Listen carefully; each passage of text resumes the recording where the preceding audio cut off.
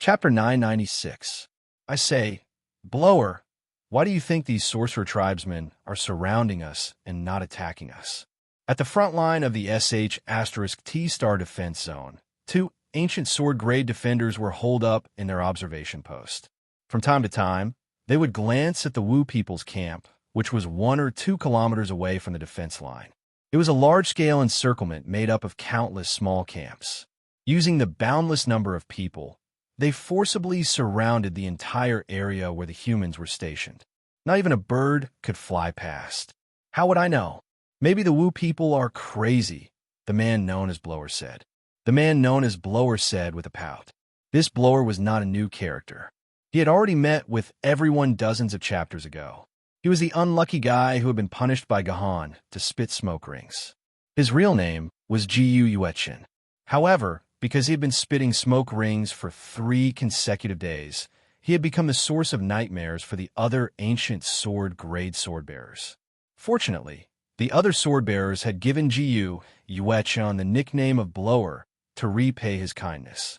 Although Jiu Yuetchen was very dissatisfied with this, there was nothing he could do. He could only accept his fate and accept this nickname. And this nickname lasted for a full 3 months. After 3 months, Gu Yuexia had already tacitly accepted this nickname, and even occasionally people would call him Gu Yuexia's real name, and he wouldn't be able to react. Yes, it had been a full 3 months since Gahan had punished the sword-bearers for using smoke to paint. This also meant that 3 months had passed since Gahan had entered the 12 skyscraping palaces dungeon. In these 3 months, Gahan had stayed in his own guardian residence. He had not shown himself even once. However, the sword-bearers under him had already gotten used to this. They did not dare to complain, lest they were captured by their scary leader to paint again. I think there must be a huge conspiracy behind this. Those Wu people must be up to no good by gathering here. Perhaps they're trying to lure our attention here, and then secretly make some sneaky plans to catch us off guard. The person who was talking to Jiu Yuetchen said, Enough, Iron Sparrow Hawk. Your words have made my ears grow calluses. Everyone King knows that Wu people must have his own scheme for doing this. But the problem is, who knows what the hell these Wu people schemes are? Jiu Yuetchen yawned out of boredom. Look at the time. Why haven't the 2 people who are changing shifts arrived yet? Don't tell me they want us to stand guard for another hour? Who knows? Iron Sparrow Hawk was halfway through his sentence when he suddenly felt the entire ground start to shake. The 2 fellows were caught off guard and were directly shaken off the observation deck. *CK. What happened? Jiu Yuetchen and Iron Sparrow Hawk tumbled and crawled back to the observation deck. Then they saw a scene that left them dumbfounded.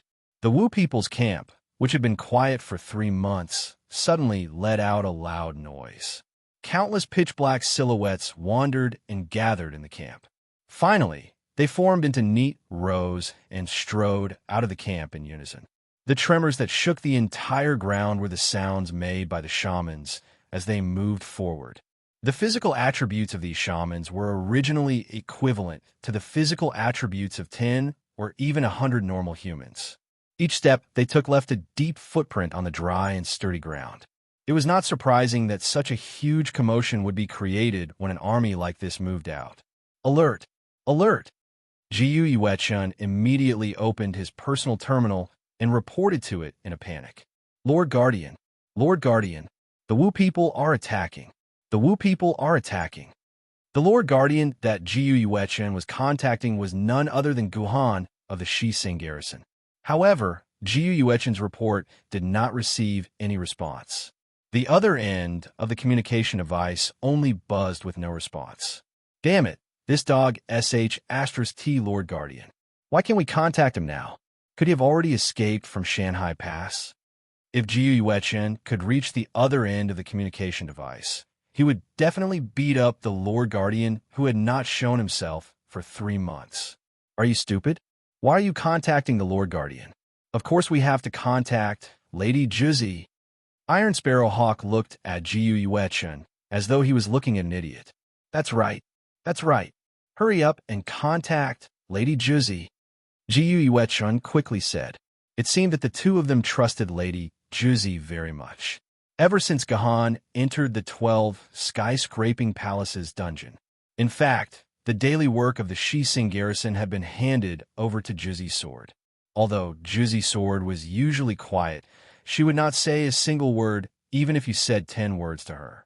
However, when it came to managing specific matters, she was actually very skilled. She was able to take care of everything, no matter how big or small, properly. Moreover, he was a very fair person, and he was very impartial in dealing with disputes and conflicts. In just 3 months, he had managed to subdue the 18 ancient sword wielders under the *T Star Guardian Palace. Everyone was already used to listening to Juzi's sword. Very quickly, Jiu Yuechen contacted Juzi's sword and reported the news of the Wu people's operation to Juzi's sword. After a moment of silence, Juzi's sword ordered Jiu Yuechen and Iron Sparrow Hawk to stay in the observation post and observe the situation. Meanwhile, Juzi's sword quickly gathered all the ancient sword wielders to defend against this attack. If the Wu people attacked, they could temporarily retreat to the second line of defense and wait for the main force to arrive. In any case, they did not want to fight the Wu people head-on. With their strength, there was no way they could defeat the Wu people's army. Yes, Jiu Yuechen and Iron Sparrow Hawk replied without hesitation. The small Shising garrison began to move, and the entire Tying Star garrison began to move at the same time. Tying Star garrison and Taiyang Star had been on high alert for a long time. When the Wu people's army moved, all the human forces naturally followed without any hesitation. A series of orders were issued from the Tying Star garrison to the various guard manners. The guard manners at the first line of defense entered the second line of defense as fast as they could. The guard manners at the back gathered their forces in an orderly manner, preparing to head to the periphery of the defense line to support the other guard manners. Sir Yao Wang, the first line of defense in the Black Tortoise sector has been completed. Sir Yao Wang, the first line of defense in the Tianshi sector has been completed. The 2 Imperial Star Guards under the Tying Star reported the situation in the Black Tortoise sector and the Tianshi sector to Yao Wang. The first line of defense in these 2 sectors had been completed. This was all within Yao Wang's plan. However, what puzzled Yao Wang was that he had not received a report from the Baihu sector. Damn it! Baihu, what the hell are you doing? Why haven't you completed the first line of defense yet? Yao Wang could not wait any longer. He immediately dialed the guard of the Baihu sector, also known as Baihu, and asked loudly, "Boss, listen to my explanation." On the other end, Baihu hurriedly said, "In terms of speed, Baihu, am not inferior to the Black Tortoise and those 2 fellows in the Tianshi sector. I, Baihu, have all the other guard manners that belong to the first line of defense in the Imperial Star sector have been completed, but there is only 1 guard mansion that I have not been able to contact. That is why the overall defense has not been completed yet." Where did this bastard come from? How dare he? How could you not be able to contact him? Could it be that he's already dead? Yao Guang was flustered and exasperated. "No, I have checked the records. The guard mansion has not left the guard mansion for the past 6 months. He must be alive and well now. How could he be dead? And even if he is really dead, my star banner will immediately receive the news of the fall of Xingchun. I assure you, he is still alive and well." Mother *Cur, Yao Wang cursed, which was rare for him. "Which guard mansion is it that has a problem? I will replace him for you right now. Let it be a small soldier for me. It's a subordinate of the Sanshuian garrison. Wait." Before Baihu could finish speaking, Yao Wang interrupted him. "Could it be that the guard who has lost contact with us is the guard Gohan of the Shising garrison?" "Yes, it is him," Baihu answered hesitantly. At that moment, Yao Wang's voice did not sound as angry as before. "So it's that bastard. I was wondering who else would be so daring." Yao Wang smiled bitterly and said to Baihu, "Forget it. You don't have to worry about him. Just treat it as the defense of the guard mansion has been completed. You can deal with the other matters however you want." "How can I do that? Sir Yao Wang, how can I do that?" Baihu was shocked. This was not a joke. The Shising garrison was an extremely important position in the Sanshuian garrison. If the guard mansion was lost, it would be like stabbing a knife into the Sanshuian garrison's network. By then, the entire Sanchuan garrison might collapse. Such an important position should be handled cautiously to ensure that the defense line was foolproof. However, not only could he not contact the guard of the defense line, but Sir Yaoguang had also asked him to ignore him. Something was definitely going to go wrong. Baihu immediately suggested to Yaoguang, "Sir, you can't do that. Why don't you let me, Baihu, go and see what's going on? If there's really a problem, Baihu, can take over the defense and command there." "Nonsense. You're the guard of the Imperial Star of Baihu. Why aren't you overseeing the overall situation? What are you doing at the Shi Sing garrison? Are you trying to take care of the small and forget the big picture?" Yaoguang immediately scolded Baihu. "Listen, this matter is settled. You don't have to worry about the SH*T star. If anything goes wrong there, I will bear the responsibility. It has nothing to do with you. To tell you the truth, even if the entire Baihu Imperial Star is destroyed, the Shi Sing garrison will still defend it well. Do you believe me?" Yaoguang's last sentence completely stunned Baihu. Chapter 997. This time, the witch tribe did not bluff like before. They did not build a huge camp out of thin air and dawdled for 3 months. Instead, they really launched a strong attack on the humans. For a moment, the entire first line of defense of the humans was in a bloody storm. Countless human sword maidens and the Wu people fought each other, and a large number of lives were lost every moment. For a moment, the entire first line of defense of the Lunar Star was in a state of extreme tension.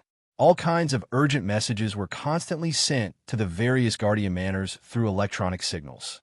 In fact, the Guardian Manors of the Baihu Imperial Star received the most distress signals. There was no other way. Who asked the Baihu Imperial Star to be the Imperial Star with the largest first line of defense? 1/3 of the entire Baihu Imperial Star was in the first line of defense, far more than the 1/4 of the Black Tortoise Imperial Star and the 1/5 of the Sky City Imperial Star. The Baihu Guardian was still in a terrible state. The Angry Guardian has an urgent report. The Sky River, Heavenly Een, Heavenly Court, Curly Tongue, and Heavenly Gluttonous Star are under fierce attack by the Wu people. Heavenly Een, Curly Tongue, and Heavenly Gluttonous Star have lost 60% of their defense. The Heavenly Court Guardian is seriously injured, and the remaining ancient sword bearers are either dead or injured. They are now relying on the Guardian Manors to make their last stand. The Sky River Guardian is dead. The ancient sword bearers under his command, as well as the 27 ancient sword bearers who went to support, have suffered heavy casualties. The Sky River Guardian has fallen, and the remaining sword bearers have retreated to the Heavenly Een Star. This was an urgent battlefield report sent to Baihu by the Angry Guardian. From this battlefield report, it could be seen that more than half of Anjiji Township had been lost, and the remaining half was in a precarious state. If Baihu quickly mobilized reinforcements, then Anjiji Township would soon be unable to hold on and be completely lost. I ordered the 3rd Reserve Team to support the Angry Star as soon as possible. The Angry Guardian will be responsible for the deployment of reinforcements. Baihu immediately issued a reinforcement order, sending a reserve team of 50 ancient sword-rank sword-bearers and 3 famed sword-rank sword-bearers to the Angry Sector. These sword-bearers were drawn from the Guardian Manors of the 2nd and 3rd line of defense that did not directly participate in the battle. However, the Baihu Imperial Planet could not form any such reserve teams. The Baihu Guardian only had 5 such reserve teams in total. This was all the active forces that the Baihu Guardian could mobilize. As a result, just as the matter of the Angriji Star region was settled, the Kuei Wood Wolf Star region also sent an urgent report requesting reinforcements from Baihu. The Kuei Wood Wolf Star region was an important position in the throat of the Baihu Imperial Star garrison. The Baihu Imperial Star garrison did not dare to delay and assigned the 4th Reserve Team to the Kuei Wood Wolf Star region. As a result, there was only the 5th Reserve Team left in Baihu's hands, which made Baihu very worried. At this time, less than half a day had passed since the battle with the Wu people, but in this half a day, the Baihu Guardian had already consumed a total of 4 reserve teams. If this battle continued like this, It could be imagined that the 5th Reserve Team would soon face the dilemma of having to use it. But if the 5th Reserve Team was gone, what would happen to the Baihu Guardian? Damn the Wu people, what are they planning? Why haven't I seen the great Magus Wu people appear? Do they want to continue this meaningless consumption? Faced with this situation, the Baihu Guardian could only helplessly mutter to himself. The reason why Baihu Guardian would mutter to himself like this was because the battle situation made Baihu feel very puzzled. The Baihu Guardian could be considered an old acquaintance in Shanhaiguan and was full of experience in fighting with the Wu people. Otherwise, he would not have been able to accumulate merits all the way to become the guardian of the Baihu Imperial Star. But the current situation of the battle was something that the Baihu Guardian had never encountered in the past few years. It could also be said that the Wu people's fighting style was very simple. Often, under the leadership of a few great magi, the Wu people concentrated their main forces on a certain imperial star and attacked fiercely. They tried to break through the human defense line in the shortest time and then destroy the other imperial stars, breaking the imprisonment of the Zhou Tian star battle formation. The reason why the Wu people kept using this strategy was not that the Wu people did not know how to use their brains, but that the continuous fighting for hundreds of years had told the Wu people that other methods and strategies were crooked, and only the strategy was truly useful and effective. In history, when the Zhou Tian star battle formation faced a crisis of survival several times, it was because the Wu people had used this method and strategy. But now, the Wu people had given up on the previous effective strategy. Instead, they had switched to the all-out attack strategy that Baihu could not understand no matter how hard he tried. It was the Magi who launched an indiscriminate attack on the entire human defense line. They did not distinguish between each other and did not prioritize their attacks. For example, before this, the Wu people's strategy was to turn themselves into a sharp knife. They wanted to use the sharp knife to stab into the enemy's abdomen and then strangle the enemy's abdomen to pieces. Or they could simply draw a big circle along the defense line and forcibly cut off a piece of the enemy's flesh. But now, the Wu people had turned themselves into a mace, tried to use this mace to beat the enemy to death. In terms of power, it seemed that the Wu people's choice was not wrong. Dying under a mace was much more miserable than dying under a sharp knife. It was estimated that not even a complete corpse could be found. But the problem was that the strength needed to use this mace was tens or even hundreds of times that of dagger. More importantly, the fine iron needed to forge such a mace was also tens or even hundreds of times that of a dagger. To use this strategy to defeat the enemy, there must be a prerequisite. That was, the strength of the Wu people was far greater than the strength of the human beings. It could only be achieved if the strength was at least 5 times that of the human beings. However, both the human beings and the Wu people knew very well that in terms of actual strength, the Wu people were also about twice that of the human beings. But because the human beings could borrow the defense of the Zhou Tian star battle formation, the strength of the Wu people was still equal. In fact, the strength of the human beings and the Wu people was not much different, so it was impossible for them to use the mace. But what Baihu could not understand was that the Wu people were indeed using the mace strategy. Moreover, this strategy was progressing very successfully. Whether it was his Baihu star, the Black Emperor star, or the Sky City Imperial star. Even the Sun Star Garrison's Vermilion Bird, Azure Dragon, and Taiwei Imperial stars were suffering from the same intensity of attacks as Baihu. They were also constantly in danger, and many of their forces had died on the front lines. Sigh, if only our Taiyin Star Garrison had someone as strong as Miss Liunian Ling, that would be great. We wouldn't have to suffer to this extent. Baihu could not help but sigh at the Sun Star's good luck. They had actually managed to get their hands on someone as strong as Liunian Ling.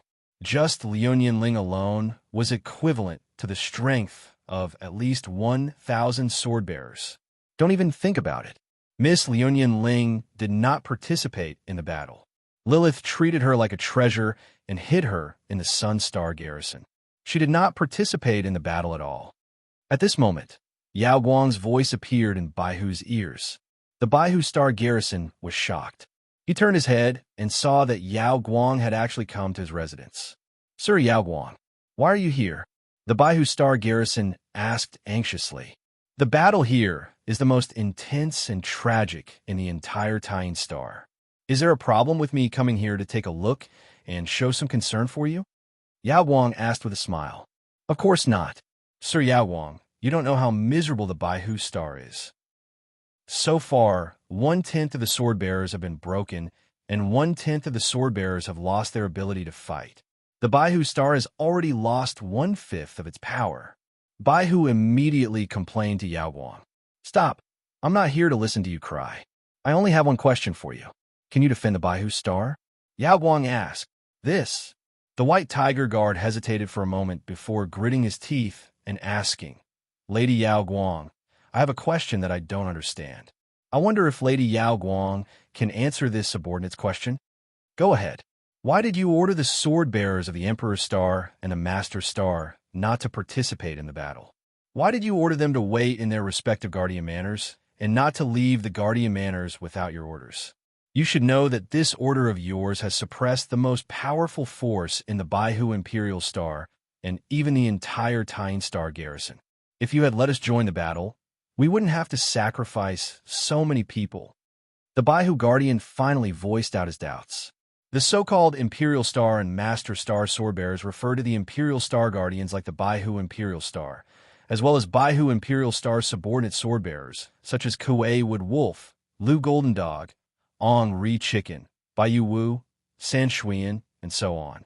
The famed sword rank swordbearers were able to climb to these two positions, so they were obviously absolute experts among the famed sword rank swordbearers. They were the most powerful people in the Shanhai Pass apart from the two guardians of the formation corps. Suppressing such power and not using it was equivalent to cutting off one's arm in a fight. This way, one would inevitably suffer great damage. This was something that the guardian of the Baihu Imperial Star was extremely puzzled about. "Well said. Let me ask you, did you see any news of the Wu people having a Great Witch?" Yao Guang squinted his eyes and asked Baihu. "No," Baihu answered without hesitation. He had indeed not seen any senior Magus-level Wu people. "Then did you notice that Wu people's strength has become surprisingly great this time?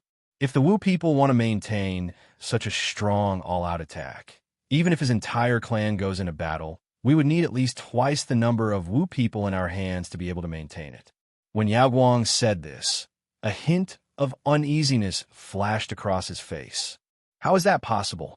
Baihu turned pale with fright. "The number of Wu people has been the same for hundreds of years. How can they have more than twice the number this time? More than twice the number out of nowhere?" Baihu's fright was not without reason. The number of Wu people in the Shanhai Pass had already been accurately calculated by the humans. There were only a few hundred more Wu people than the total number of Wu people in Shanhai Pass. Moreover, this number had never changed. Over the past hundreds of years, no matter how the Wu people had developed, the total number of Wu people had never changed. This was because there were only so many sorcerer tribesmen left when the 12 ancestors of sorcerer were sealed back then. Although these sorcerer tribesmen could revive endlessly with the help of the blood essence of the ancestors of sorcerer, the upper limit of the number of sorcerer tribesmen could not be increased. It was forever fixed at that number. However, according to what Yao Guang said just now, the Wu people had invested at least 200,000 Wu people on the battlefront. This had already exceeded the number of Wu people. Let's not talk about whether the Zhou-Tian Star Battle Formation could withstand the attack of 200,000 Wu people. More importantly, did this mean that the seal of the 12 Grand Wizard ancestors had started to loosen since the upper limit of the wizard tribe's population had been broken? Because only the 12 Zhu Wu had the power to create the Wu people. Do you understand now? Seeing Baihu sweating profusely, Yao Guang said in a deep voice, "Since the top power of the Wu people, the Great Wizard, has not appeared, then the top power of our human race cannot take action. Otherwise, once we take action, the Great Wizard will launch a surprise attack, and we will not have the time and space to deploy the swordbearers. You people must be on standby at all times. If the Great Wizard does not appear, you are not allowed to appear. I want to see who has more patience. Yes. Hearing Yao Guang's words, Baihu could not refute, because Yao Guang had said a lot, and this was indeed the case. That's right.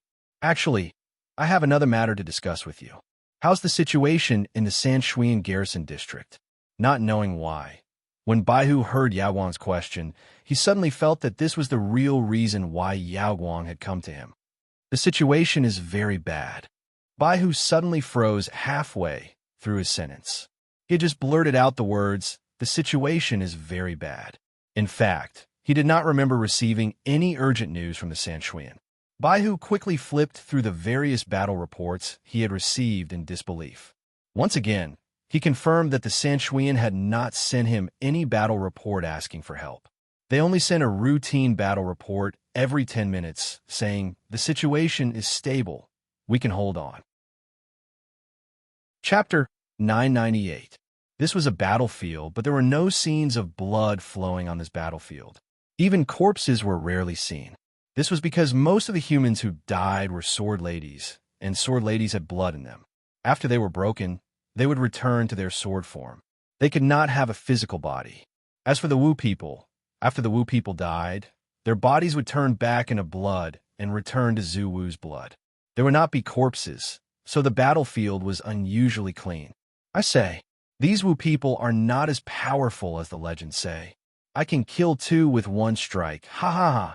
Jiyu Yuechan laughed loudly, and at the same time, he desperately attacked the Yuan Ko around him.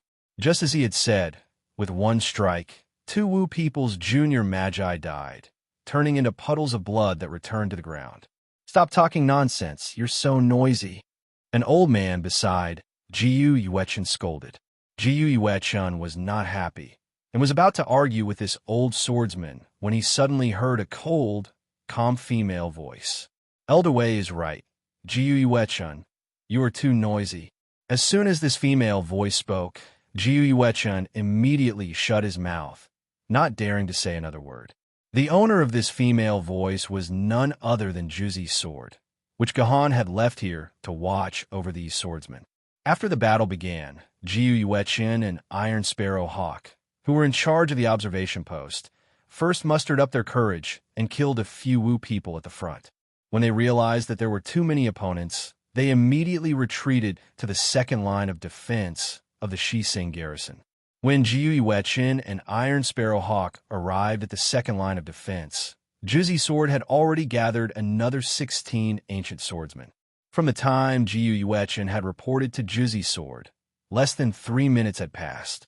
Within 3 minutes, Juzi's sword had gathered a team of 16 people from the Shising garrison. One could only imagine how much control Juzi's sword had over the team. What followed next was a physical battle of flesh and blood. Generally speaking, no, according to the absolute logic of this world, the ones fighting at the front were never the sword-bearers themselves, but the sword maidens of the sword-bearers. They were the ones fighting against the Wu people. As for the sword-bearers, they hid in a relatively safe place and commanded their sword maidens to fight.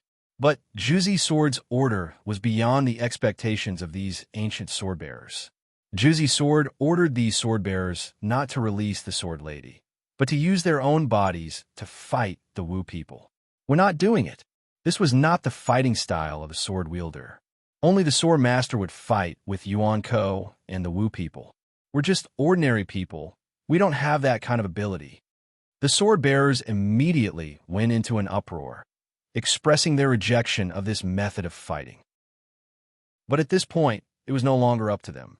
Qing Pin's sword and Doyu's sword, the two little Lolas, appear beside these sword-bearers with malicious smiles. If these ancient sword-bearers respected Juzi's sword more than they feared it, then they were absolutely terrified of Qing Pin's sword and Doyu's sword. In these 3 months, the two little Lolas, who had lost Gahan, vented all their excess energy on these unlucky ancient sword-bearers.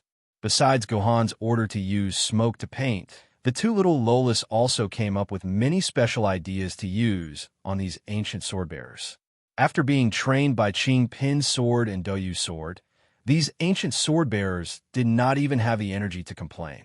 They could only silently endure the inhumane torture of the two little Lolas. In the hearts of these ancient sword-bearers, these two little Lolas were no different from the scariest demons in the world. They would rather die than fall into the hands of these two little Lolas. So when these two little Lolas appeared, all the sword-bearers immediately had no objections. They patted their chests and shouted that they would fight bravely and not run away. And so, under Juzi Sword's command, these 18 ancient sword-bearers formed a Tai Chi Yin-Yang formation. This was a relatively common formation among the sword-bearers. Every sword-bearer had learned how to set up the Tai Chi Yin-Yang formation in school. This formation was as normal and simple to the sword-bearers. But this was not a normal Tai Chi Yin-Yang formation. This was the Tai Chi Yin-Yang formation that Juzi Sword had specially trained these ancient sword-bearers for half a month to form. Although this formation looked exactly the same as a normal Tai Chi Yin-Yang formation, there were some subtle changes that were completely different. After these sword-bearers had practiced for a while, they felt that the Tai Chi Yin-Yang formation that Juzi Sword had taught them was very powerful. However, they could not tell what was so powerful about this Tai Chi Yin-Yang formation. But there was no need for them to say it now. Now, they had to personally test the power of this formation in battle. After Juzi Sword had calmed down the morale of the army, the first wave of Wu people finally arrived in front of these ancient sword-bearers. There was no useless opening speech, no cheering from both sides, and no preparations to buy time. When these Wu people discovered the ancient sword-bearers, they immediately waved their weapons and rushed over. This first wave of Wu people was not small. They densely covered the entire front line. At first glance, there were at least 200 to 300 Wu people, which was more than 10 times the number of ancient sword-bearers. Mom! Seeing this, these ancient sword-bearers were so scared that their legs began to tremble. This was because these sword-bearers had been temporarily transferred to Shanghai Pass by the Sword Committee. Many of these sword-bearers were newbies who had not even experienced many formal battles. Seeing so many enemies charging at them, it was not surprising that these sword-bearers were so scared that they cried out for their mom. Fortunately, among these 18 ancient sword-bearers, there were 4 middle-aged sword-bearers who were full of experience. They kept encouraging their companions around them, so the morale of the army did not collapse. What are you panicking for? Do you think that I will let you die? Do you think that Master Gahan made you draw smoke rings for 3 months just to torture you?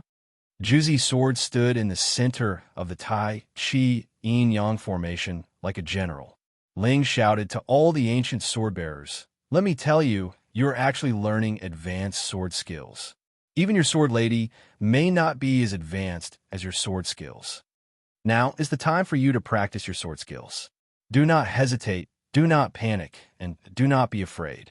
When you see the members of the shaman tribe approaching you, you only need to follow your instincts and execute the 9-cloud mist sword technique. You will then realize that these members of the shaman tribe are not as powerful as ants under your swords." Although Juzi Sword's words sounded more like he was trying to comfort them, these ancient sword-bearers calmed down. When the Wu people shouted and rushed over, they could not retreat. They could only follow Juzi Sword's words and instinctively use the 9-firmament cloud sword that they had practiced for 3 months. In the end, all the ancient sword wielders were so shocked that their teeth almost fell out of their mouths. The sorcerers that were charging at the front were actually just putting up a strong front. The sword lady in their hands instinctively waved a few times, and the Wu people fell to the ground. When the ancient sword-bearers looked down, these Wu people had already turned into blood and returned to the soil. The battle is not as difficult as I thought. When this thought appeared in the ancient sword-bearers' minds, victory was inevitable. Although there were hundreds of Wu people in the first wave, these hundreds of Wu people could not attack the ancient sword-bearers at the same time. Furthermore, under the effects of the formation, each ancient sword-rank sword-wielder only had to face the attacks of 2 which tribe members at most. In a matter of seconds, they would die under the swords of the ancient sword-rank sword-wielder, and these ancient sword-rank sword-wielder would not even suffer a single injury. This scene immediately ignited the fighting spirit of all the ancient sword wielders. Their fear was immediately swept away, and without fear, the battle naturally became smoother and smoother. At the beginning, it might take 5 or 6 strikes to kill a Wu people. Later, it would take less than 3 strikes to kill a Wu people. As for the most talented ancient sword-bearers, they could already kill 2 Wu people with 1 strike. Of course, this also had to do with the fact that the Wu people had sent here were too weak. The first wave of Wu people were actually all the weakest little sorcerers. They were not even as strong as an ancient sword-bearer, let alone the ancient sword-bearers who had been buffed by the 9 Firmament Cloud Sword, the Tai Chi Yin-Yang Formation, and the Zhou Tian Star Battle Formation. When the first wave of Wu people was completely slaughtered, the ancient sword-bearers became extremely spirited. They all expressed that hiding in the second line of defense was too cowardly. In fact, fighting in the Shi Sing garrison's territory was a disgrace to the Lord Protector. They wanted to fight outside the borders of the Wu people, and they wanted to fight in the territory of the Wu people. The Juzi sword was naturally not against it, and so these ancient sword-bearers advanced under the lead of the Juzi sword. Finally, they left the borders of the Shi Sing garrison. At least they still had some brains. They did not dare to leave the territory of the Shi Sing garrison, and only set up their defenses along the borders of the Shi Sing garrison. The other lines of defense were fought by the sword-bearers who were holed up in their own territory. Suddenly, a sword-bearer from the House of Guardians left the borders and charged into the territory of the Wu people. Instantly, the Shi Sing garrison became very conspicuous. The commander of the Wu people naturally had to get rid of the conspicuous ones, and so he ordered more than 500 little sorcerers and 50 middle sorcerers to attack the 18 pitiful sword-bearers. In the end, under the command of the Juzi sword, the Tai Chi Yin-Yang formation was fully activated. Although the little sorcerers were nothing to worry about, the middle sorcerers were not weak.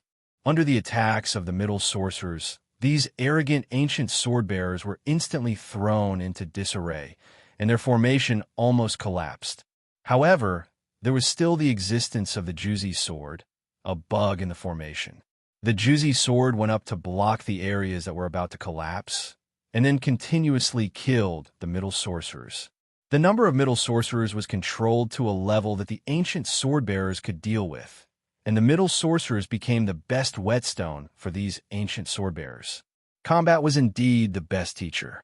Through this method, the ancient sword-bearers' battle strength continued to increase. In the end, they did not even need the Juzi sword to defend against the attacks of the middle sorcerers. Although it took a lot of effort and energy, they finally succeeded in wiping out the Wu people. This time, the commander of the Wu people could not stand it anymore. He began to transfer more Wu people from other battlefields to deal with the Shi Sing garrison. This way, the pressure on the Shi Sing garrison increased, and at the same time, the pressure on the surrounding Sanshuian garrison was greatly reduced. This was also the reason why the Sanshuian did not send an emergency report to Baihu. It was because the Sanshuian battlefield was very stable. Chapter 999. Report. The Angry Star region has once again been attacked by the enemy. The Guardian of Heaven's Gluttony, the Sword Maiden, has been broken. The Guardian has lost its combat power. The Guardian of Heaven's Gluttony has been lost. Please send reinforcements. Please send reinforcements.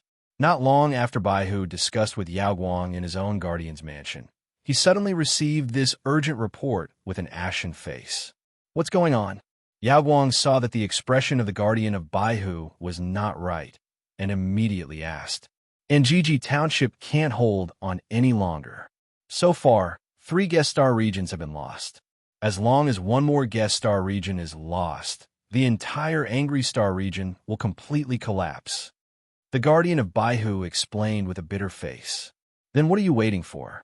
Don't you still have a reserve team left? Immediately send this reserve team to support the Angry Star region. Yao Guang immediately said, But sir, I only have this reserve team left. If this reserve team is also thrown in, then I will no longer have any active forces. Baihu said anxiously, Isn't it urgent that Anjiji Township is finished? Yaguang glared at the guardian of Baihu. Send the 5th Reserve Team to Anjiji Township now. Anjiji Township must not be lost, otherwise the entire front line will be in danger of collapsing. All right, as the boss, Yaguang had already spoken. What else could the guardian of Baihu say?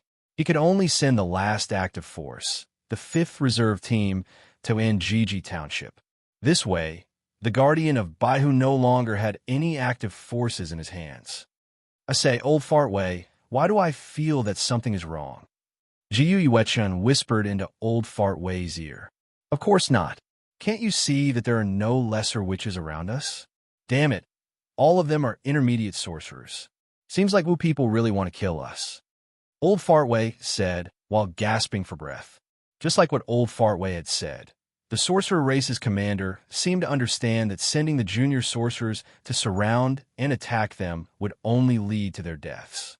Hence, the sorcerer race's commander simply ordered a large group of over 200 intermediate sorcerers to surround and kill the small team. This was undoubtedly a devastating decision for these ancient sword wielders. If not for Juzi Sword's effective command and the fact that these sword wielders' swordsmanship had become stronger through actual combat, this small team would have died under the siege of these intermediate sorcerers. However, it was obvious that they couldn't realize the great dream of resisting the enemy outside the country's gate. The whole team could only retreat step by step and return to the area of the Shi Sing garrison, so that the power of the Zhou Tian Star battle formation could be fully applied to them. Only then did the team avoid collapsing. What was worth rejoicing was that up until now, there were no signs of casualties in the entire team. These 18 sword wielders were still alive and well in this world. If not, the promise that Gahan had made to these sword wielders would have become a lie. However, death seemed to be a matter of time. Previously, they had already experienced half a day of bitter battle, and almost everyone was at the point of exhaustion. Especially for Old Fartway, who was a middle-aged and elderly sword wielder. After all, they were already old, and their stamina was not as good as a young man like Jiyu Yuechun. In addition, the battle that had lasted for half a day had consumed a lot of his stamina. He was already unable to keep up with the pace of the entire team. It could be said that if the battle continued, in less than 20 minutes, Old Fartway would directly fall on the battlefield. Old Wei, immediately release the Sword Lady. After that, let your Sword Lady fight. You return to my side and rest. Juzi Sword, who was in charge of commanding, clearly understood the predicament that her team was currently facing. Hence, she gave such an order. When Old Wei heard it, he immediately released his own Sword Lady and let her replace his position. Then, he took a step back and returned to Juzi Sword's side. Once he stopped, Old Fartway could not help but sit on the ground. His face was purple and green as he clutched his chest. He laid on the ground and gasped for breath. This was a sign that his stamina had been exhausted to the limit. Previously, his body was forcefully supporting itself due to the intense battle, so he did not show any signs of pain. However, once he sat down and began to rest, the signs of being suppressed by his willpower began to appear. Old Fartway could only feel that he was exhaling more than he was inhaling. At the same time, a bloody smell gushed out from his throat. His stomach was in a mess, and his brain was dizzy. If he did not handle it well, Old Fartway was afraid that he would die on the battlefield. Medical pod. Old Fartway was afraid of death and did not want to die. Hence, he used the last of his willpower to retrieve his own medical pod from his dimensional pocket. He was prepared to enter the medical pod to heal his body. No! However, he did not expect that before Old Fartway could enter the medical pod, Juzi Sword pulled him back. She did not allow him to enter the medical pod. Lady Juzi, please forgive me. If I do not enter the medical pod, I will die here. Old Fartway used the last of his strength to plead. No! Juzi rejected without hesitation. She knew that although the medical pod could quickly heal all kinds of illnesses, it was not as effective in terms of recovery of stamina, although it was faster than the normal recovery rate. But for someone like Old Fartway who was exhausted, he would need at least 2 to 3 hours to recover to his peak condition. To this small team that was in imminent danger, this was undoubtedly an unbearable amount of time. More importantly, if Old Fartway were to enter the medical pod, then there would be extra manpower allocated to take care of the medical pod. Otherwise, when the team was preparing to move, the medical pod would have to stay here. That would be no different from sending Old Fartway to his death. Lady Juzzy, do you really want to see me die here? Old Fartway was tormented by this situation where he could not catch his breath and his body was convulsing. Drink this. Juzzy's sword took out a small test tube from his pocket. This small test tube was filled with a light yellow liquid. Although he did not know what kind of liquid Juzzy's sword had given him, Old Fartway did not care about it. Without saying a word, he drank the light yellow liquid into his body. Needless to say, this liquid was really amazing. Once the liquid entered his stomach, the pain on Old Fartway's body began to rapidly disappear. His breathing became even and calm, and the blood that had overflowed to his throat began to flow back. Waves of warm energy quickly entered his four limbs, allowing his physical strength to rapidly recover. In just a few minutes, Old Fartway felt that his body had recovered by about 70%. This was the effect that the medical pod could only achieve after an hour. What kind of treasure is this? Is this the latest high-tech? Old Fartway licked his lips as he stared blankly at the small test tube in his hand and said, "Don't ask what you shouldn't ask. A good rest is enough." Juzzy Sword said coldly. He then called out to the other middle-aged and elderly swordsmen, asking them to retreat to his side to rest. At the same time, he drank a test tube of light yellow liquid. I believe that everyone can guess the origin of this light yellow liquid. That's right, this was the Emperor's blood that Gahan had obtained from the Lun Yin aristocratic family. Of course, Gahan would not be so extravagant as to use a bottle of Emperor's blood to help an old man recover his stamina. In fact, this was only a millionth of a bottle of Emperor's blood. Before Gahan entered the game, he diluted 1 cubic centimeter of Emperor's blood into a large tub of recovery potions. These potions were then divided into 10,000 small test tubes. This became the light yellow liquid that Old Fartway was talking about. After these recovery potions were enhanced by the Emperor's blood, although they did not have the powerful healing effect of the Emperor's blood, they were unexpectedly useful for recovering stamina. Even an old man like Old Fartway could recover his stamina in a short period of time. This was also one of Juzzy Sword's trump cards. Hence, under Juzzy Sword's command, all the swordsmen began to take turns with their sword ladies, and then returned to Juzzy Sword's side to recover their stamina. Since only 4 sword ladies could fill the empty spots left by the sword bearers at the same time, and the sword ladies themselves were not much weaker than these sword bearers, the entire team's formation was still stable. When all the sword bearers recovered their strength, the entire team instantly returned to their strongest battle state. They continued to fight the intermediate sorcerers without falling into a disadvantageous position. This situation enraged the commander of the Wu people. He seemed to have made up his mind to eliminate these annoying humans. Hence, the swordsmen of the Sanshuian garrison once again felt the pressure on them lessen. Most of the Wu people suddenly began to retreat from the battlefield, leaving only a small portion of the Wu people to tangle with them. However, the momentum of the attack had completely disappeared. This situation caused the other swordsmen to heave a huge sigh of relief.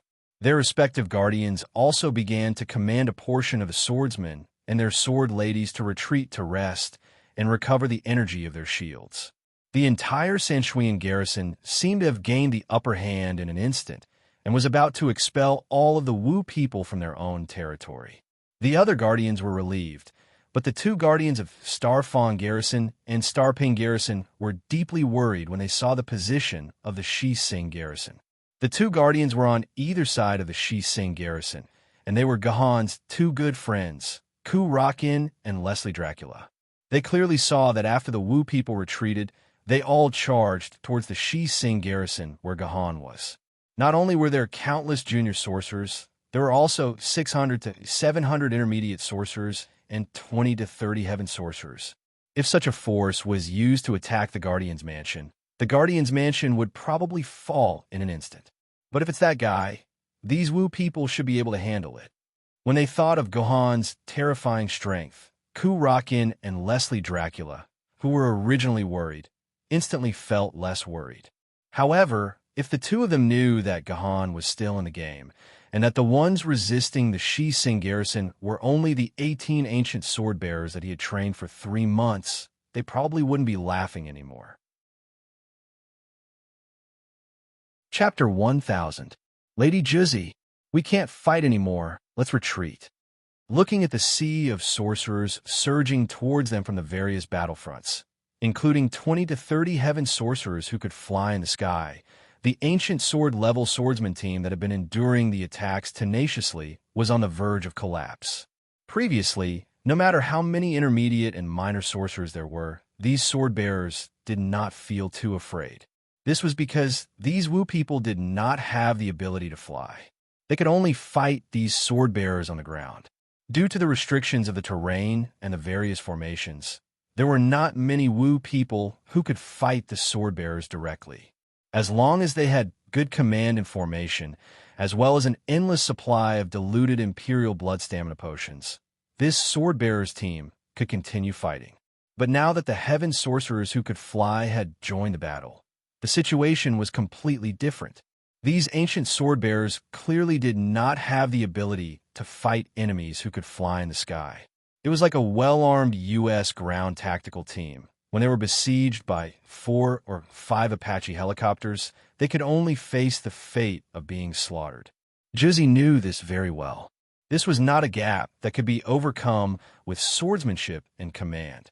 Someone had to stop these heaven sorcerers. Otherwise, these 18 ancient sword-bearers that they had painstakingly trained would all die here. Everyone, retreat to the Guardian's mansion. Defend the Guardian's mansion. Juzi immediately ordered.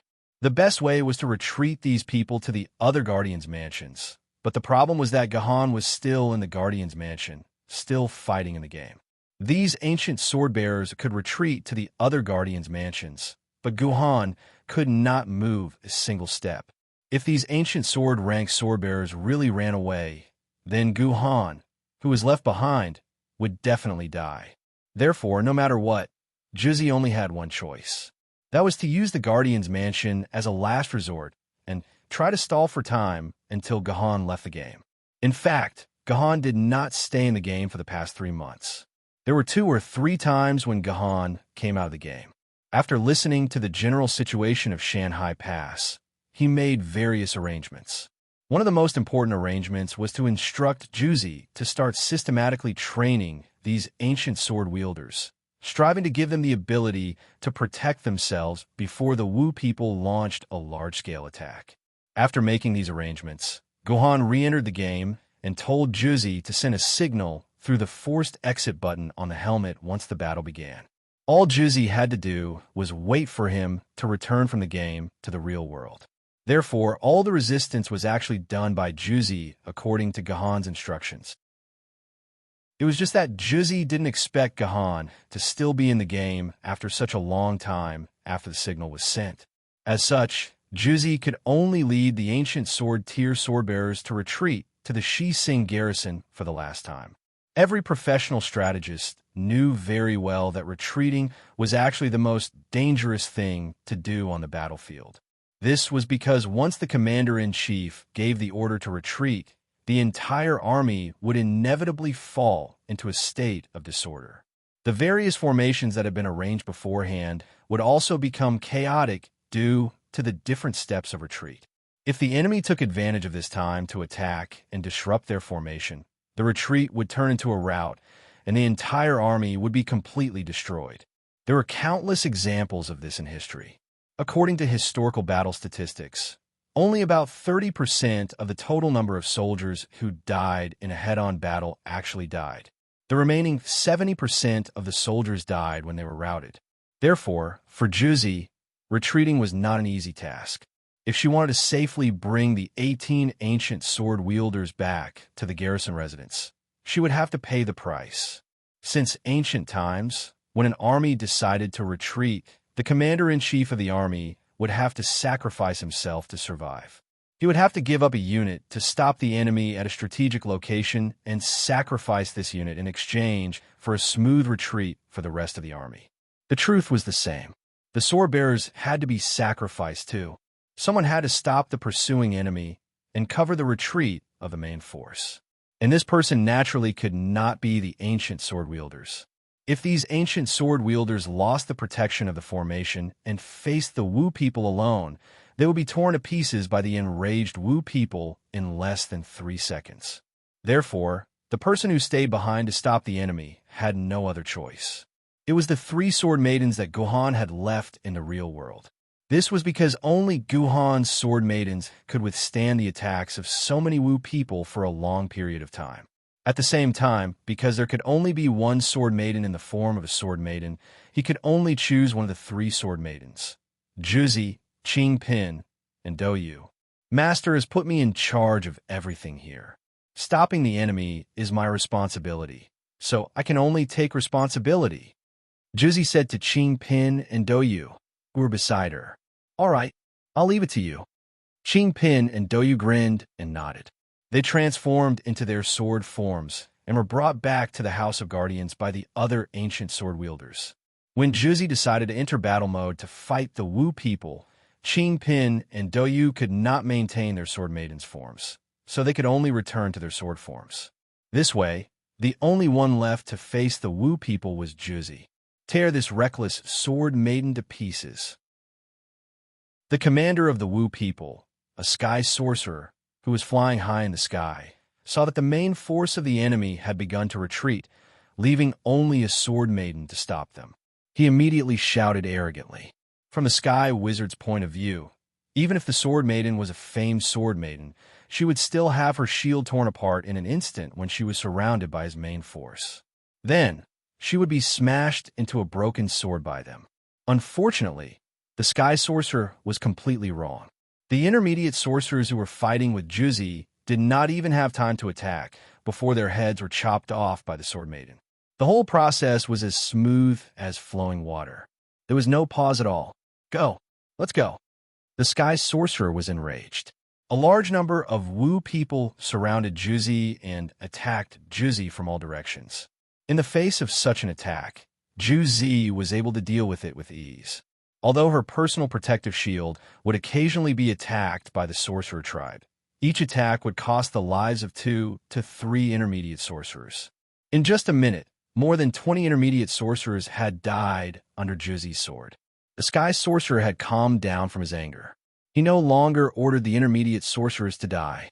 Instead, he ordered the 20 sky sorcerers flying in the sky to attack Juzi in unison.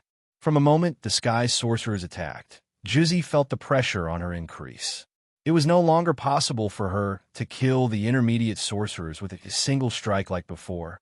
On the contrary, Juzi was in danger under the simultaneous attacks of more than 20 heaven sorcerers. The energy of the personal shield on the surface of her body started to decrease rapidly. It was on the verge of collapsing.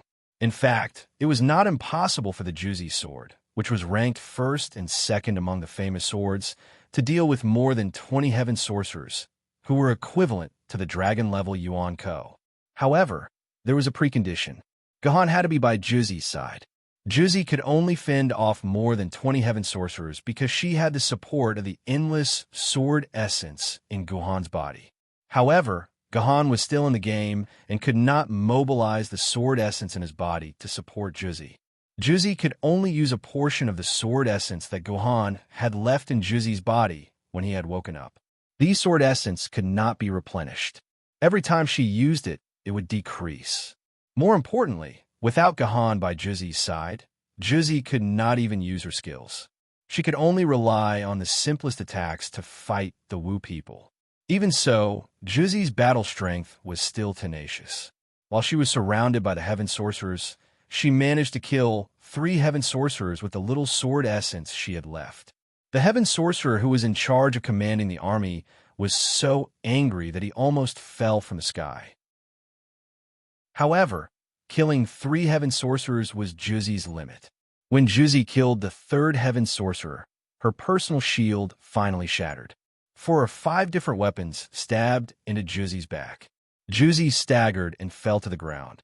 "Break her for me," the Heaven Sorcerer Commander ordered anxiously in the air. The more than 20 Heaven Sorcerers around him raised their weapons at the same time. Balls of light of different colors condensed at the tips of their weapons. These balls of light were actually 12 different types of energy, representing 12 different Wu people's tribes. From this, it could be seen that the more than 20 Heaven Sorcerers did not come from a single Wu people's tribe. Instead, they came from 12 different Wu people's tribes. This was something that had rarely happened in the history of the battles between humans and the Sorcerer tribe.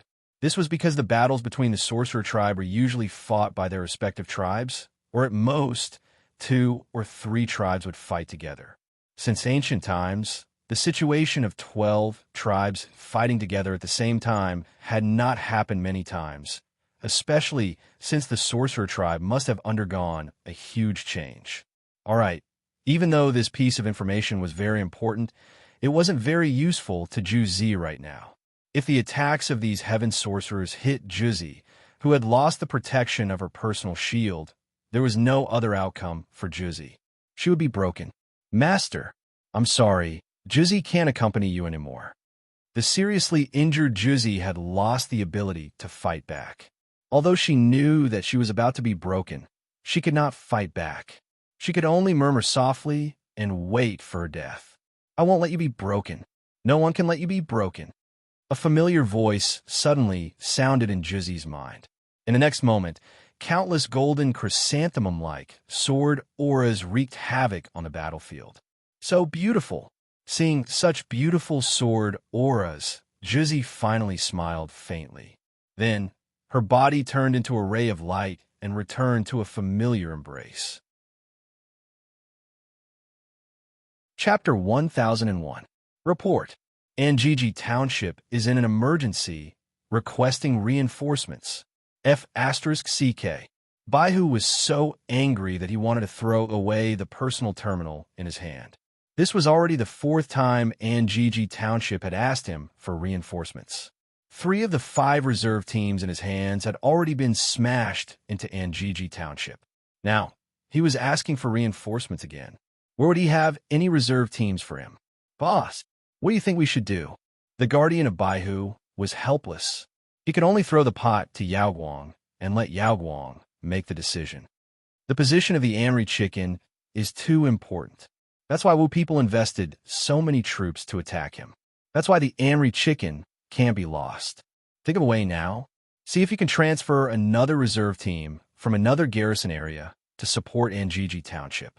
Yao Guang thought for a moment and said, "How can this be? Where else can I transfer troops from?" White Tiger calculated with a bitter face. Kuewood Wolf has also asked me for support twice. If he doesn't ask me for support again, then Ba. It's impossible for him to transfer troops. Lu Jing'o is not in the first line of defense, so the people who could be transferred have been transferred to the reserve team.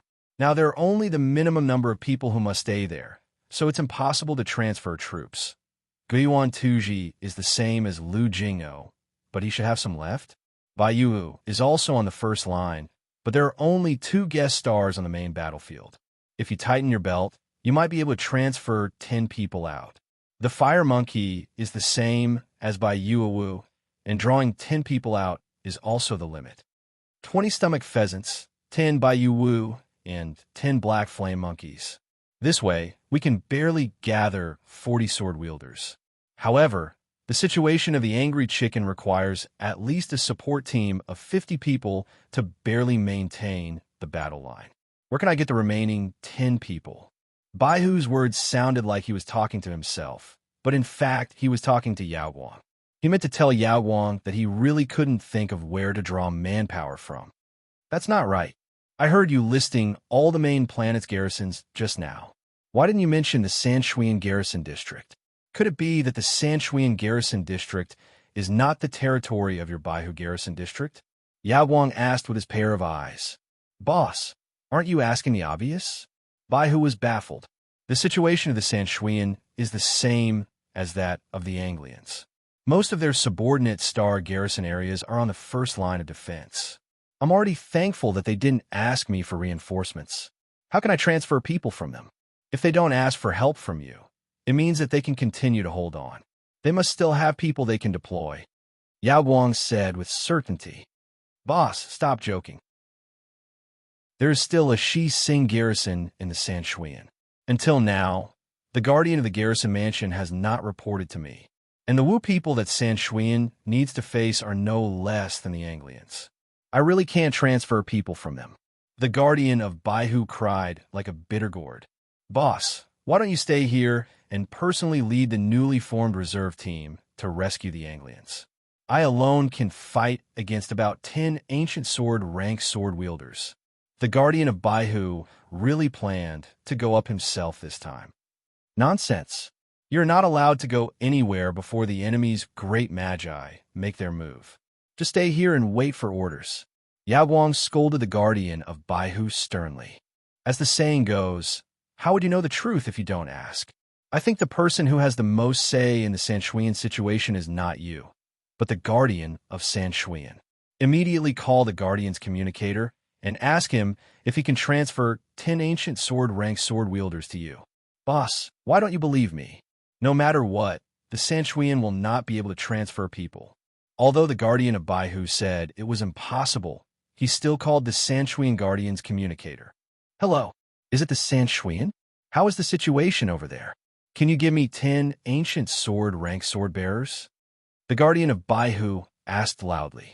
He even turned on the hands-free function of his personal terminal so that Yao Guang could hear the Sanshuian guardian's words. This way, Yao Guang would understand that the Sanshuian guardian would not be able to transfer any ancient sword rank sword wielders to him. What? Transferring people? That's not a problem. The words of the Sanshuian guardian almost made Baihu fall to the ground. He doubted if he had heard wrongly. The other guardians kept asking for reinforcements, but this Sanshuian guardian actually said that he could transfer people to him. Did this guy's brain get damaged in the battle? I say, Sanshuian, are you sure you didn't hear wrongly? I said I would take 10 ancient sword rank swordsmen from you, not send 10 ancient sword rank swordsmen to you. White Tiger confirmed again. He emphasized that he was going to take 10 ancient sword rank swordsmen away. Yes, I didn't hear wrongly. No problem, boss. I'll send 10 ancient sword rank sword wielders to you, the Sanshuian guardian said loudly. This time, the guardian of Baihu guardian was completely speechless. Sanshuian? I'm Tying. Yao Guang did not wait for Baihu to speak. Instead, he spoke directly into Baihu's personal terminal. Yes, greetings, Sir Yao Guang. The Sanshuian guardian's tone immediately became more respectful and serious. How about this? Tell me how many people you could transfer to me. As long as you can guarantee that the Sanshuian garrison will not lose a single inch of its territory. Yao Guang guardian said loudly. Let me see. About 70 people should not be a problem.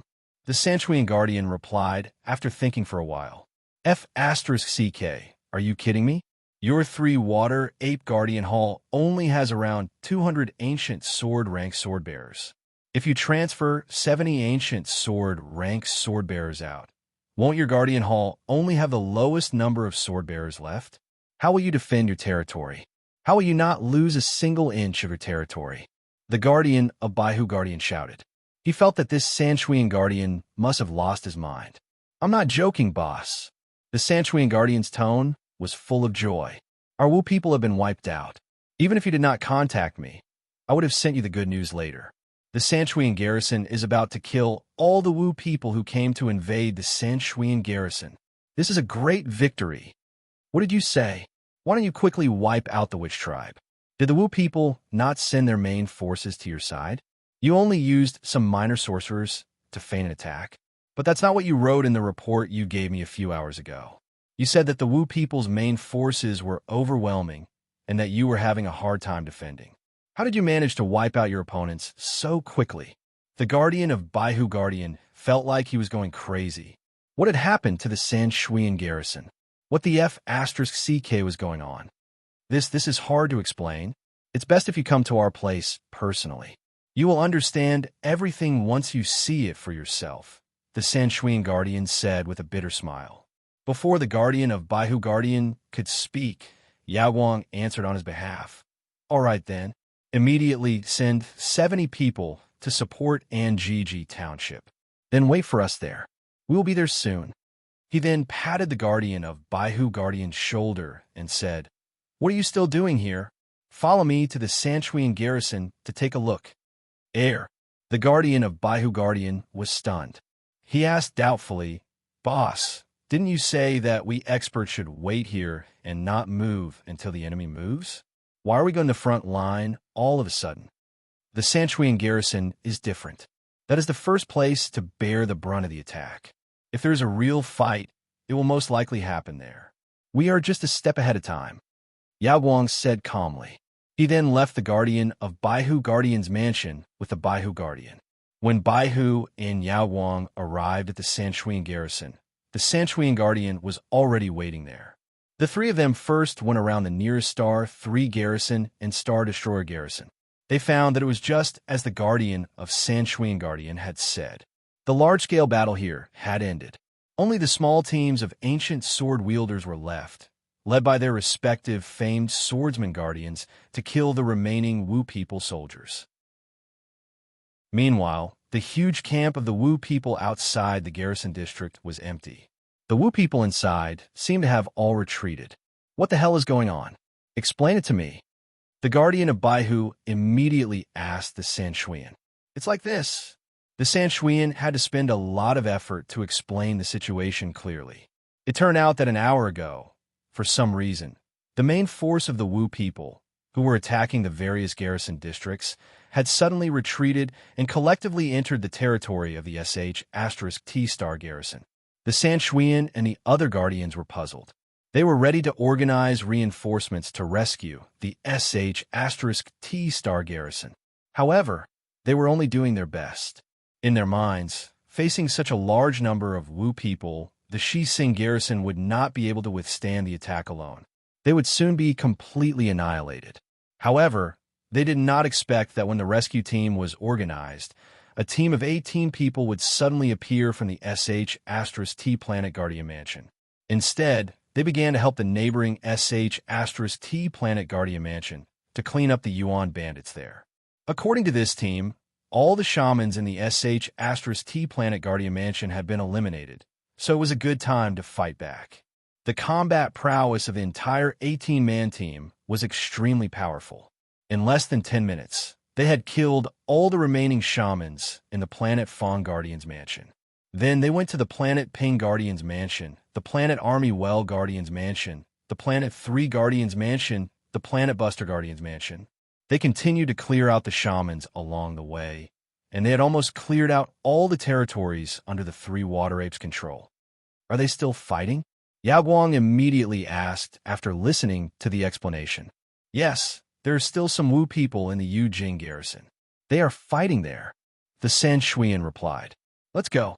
Let's go and see how strong this team of 18 people is. Chapter 1002. Today was probably the first time in Baihu's life that he had ever been shocked. He could not believe what he was seeing. There were 18 sword masters forming a formation and killing thousands of Wu people as if they were chopping vegetables. The whole process was as smooth as flowing water. There was no pause or hesitation. It was as if they had killed countless Wu people. My goodness, when did sword masters become so common? The guardian of Baihu clearly remembered that the number of sword masters he had seen in his life did not exceed the number of fingers on his hand. But now, there were 3 times more sword masters than he had seen in his life on this small battlefield. If he hadn't seen this scene with his own eyes, the White Tiger Guard wouldn't have believed it even if you beat him to death. This military governor, not only was the guardian of Baihu shocked, but even Yao Guang was not much better. He had guessed that the strange things that had happened in the Sanchuan garrison district had something to do with Gohan. However, Yao Guang was used to thinking that Gohan had killed all the Wu people in the Sanchuan garrison district. He did not expect that Gohan had not done it himself. Instead, he had done it with the help of his 18 ancient sword bearers. In some ways, this was even scarier than if Gohan had done it himself. Yao Guang could not help but imagine that Gahan had not handed over 18 ancient sword-bearers, but 1,800 ancient sword-bearers.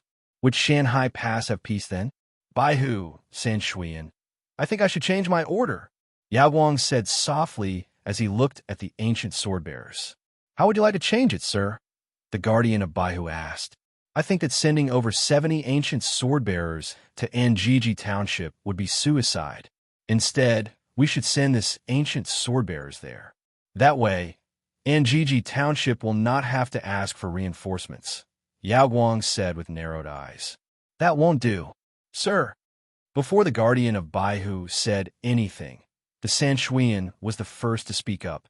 Sir Tying, the reason why the Sanshuian garrison is able to send over 70 ancient sword-bearers is because of these 18 ancient sword-bearers. If you transfer them away, then the area guarded by the three water apes will be finished when we face a large-scale attack from the sorcerer tribe. What are you afraid of? Those are just pawns. The real boss is still in your Sanshuian garrison district.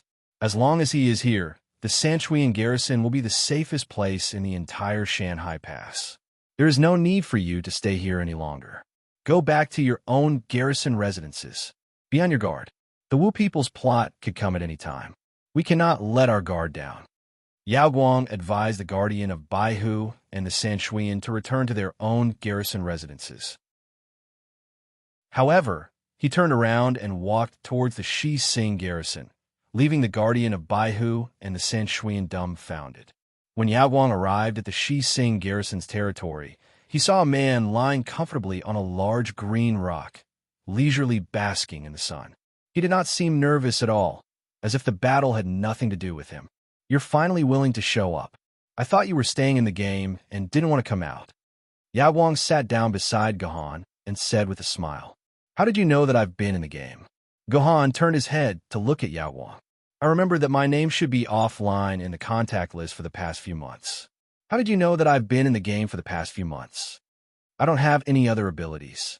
It's just that the Tying Garrison has the authority to monitor the network of the entire Tying Garrison district. I can see that the Shi Sing Garrison's network is connected to the game every day.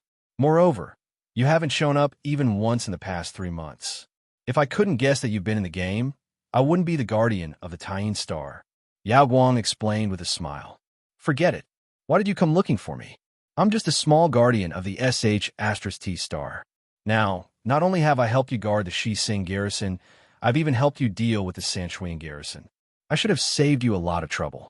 Don't come looking for trouble with me if you have any requests. Guhan's words blocked all possible requests from Yao Guang. Yes, Gahan was just a small guardian of the SH*T Star. As far as a guardian of the SH*T Star was concerned, Gahan had already exceeded his quota. Other matters had nothing to do with Gahan. Don't worry. Even if you want to attack, I'll stop you. It's not time for you to show off your power. Yao Guang shook his head and said, There's something wrong with your train of thought. Gahan pursed his lips. Don't think that the Wu people's Grand Sorcerer is plotting something just because the Wu people's Grand Sorcerer didn't attack. Even if they really are plotting something, you, the Guardians of the Imperial Star and the Main Star, can't just stay at home and wait. If you guys attack, at least a few hundred of those ancient grade sword-bearers will die. It's not easy for the Sword Committee to accumulate so many ancient grade sword-bearers. In the end, because of your stupid decision, a few hundred more people will die. Just based on this, you will most likely go to hell after you die. 7 of the 10 great Yama Kings have been killed, and 15 of the 18 levels of hell have been broken through. Yao Guang is nothing to me anymore. Even if I go to hell, I, Yao Guang, will fight. Let's see if the Yuan Ko in hell can really skin me alive. Yao Guang laughed loudly. Hee hee. Gahan didn't respond to Yao Guang's words. Instead, he returned to his previous state of leisurely basking in the sun. Actually, I came to you this time to say thank you. Otherwise, the defense of my Baihu Garrison District would be really bad. Secondly, I want to ask you, what do you think the Wu people are plotting? Where did their Grand Sorcerer go? At this point, Yao Guang became serious. Obviously, this question was the real reason why he came to find Gahan. Let me ask you, if your earphone cable is twisted together, how can you straighten it in the fastest way possible? Gahan suddenly asked. Find an earphone plug, then unlock it along the plug, Yao Guang answered without thinking. That's right. Finding the answer to a question is just like finding this earphone cable. As long as you find the most critical point, all the problems can be solved. Gahan stretched out his right hand and pointed at the Wu people's camp in front of him, which was already empty. Although humans have suffered heavy losses in this war, how can the Wu people's losses be small? Their losses are almost 5 times that of ours. The Wu people's Grand Sorcerer is not a fool. He won't let the war continue with such a loss ratio. However, they have never appeared from the beginning to the end. Obviously, they are preparing for some conspiracy. Yao Guang nodded repeatedly, but his expression was very pained. I say, military governor, we have already guessed what you said. We also know what the Wu people are planning, but what is their conspiracy? You didn't answer my question at all. Do you think the Wu people want to play a trick of capturing the ringleader first? Yao Guang did not wait for Gahan to answer and directly said his guess. I also know that finding the end of the wire is the most critical point. For the Wu people, there's only one such end of the wire, and that is to break through the blockade of the Zhou Tian Star Battle Formation. The Wu people have been fighting for this purpose all along. However, in the previous battles, they wanted to occupy more than 3 Imperial Star Guard areas, so as to break through the whole Zhou Tian Star Battle Formation. However, we have always neglected one point, that is, the fastest way to break through the Zhou Tian Star Battle Formation is not to occupy more than 3 Imperial Star Guard areas, but to kill the Lunar Star Guard and the Solar Star Guard at the same time. That is Lilith and I. Then, the whole Zhou Tian Star Battle Formation will collapse in an instant. In this way, the Wu people do not need to fight hard in the Imperial Star Guard areas.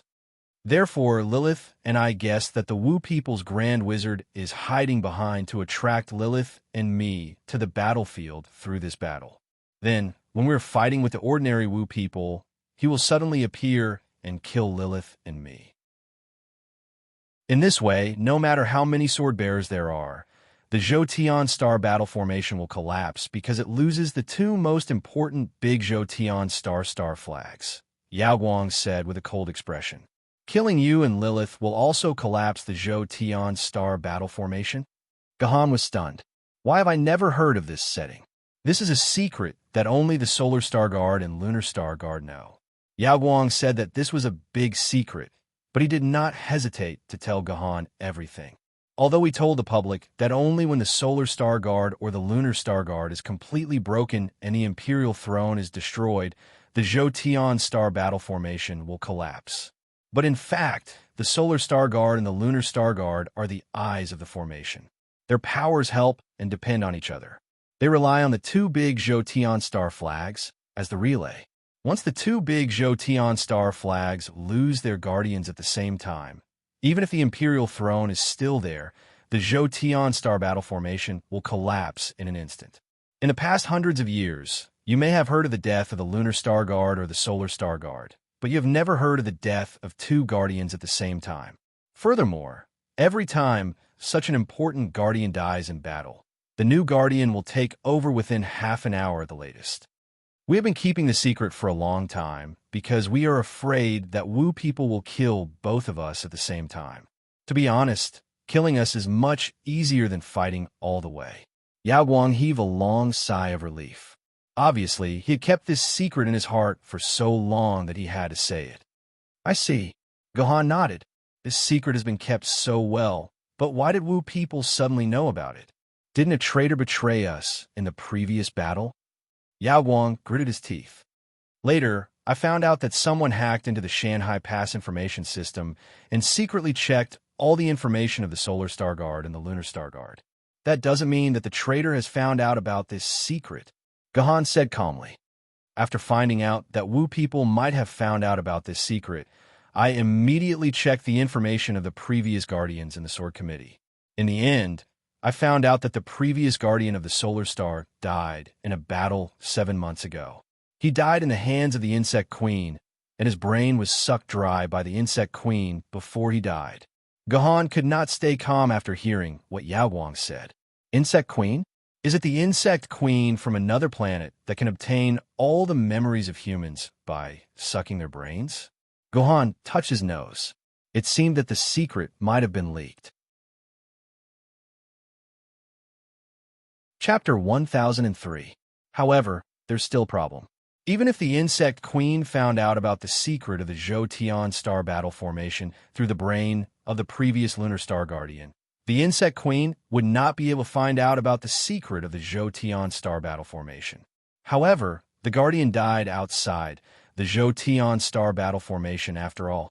It's impossible for Yuan Ko to enter Shanghai Pass through the defense of the Zhou-Tian star battle formation. Therefore, the Wu people have lost contact with the outside world for hundreds of years.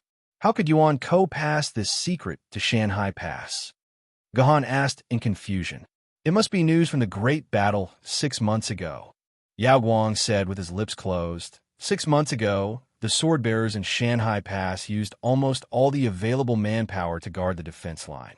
The defense forces that were originally responsible for guarding the protective shield of the Zhou-Tian star battle formation were all transferred away.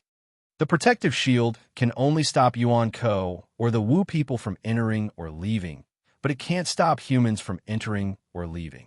As long as Yuan Ko takes advantage of this time to control a human to enter Shanghai Pass through various means, they can pass the message to the Wu people. Yao Guang's words made Gohan feel enlightened. Everything seemed to make sense now.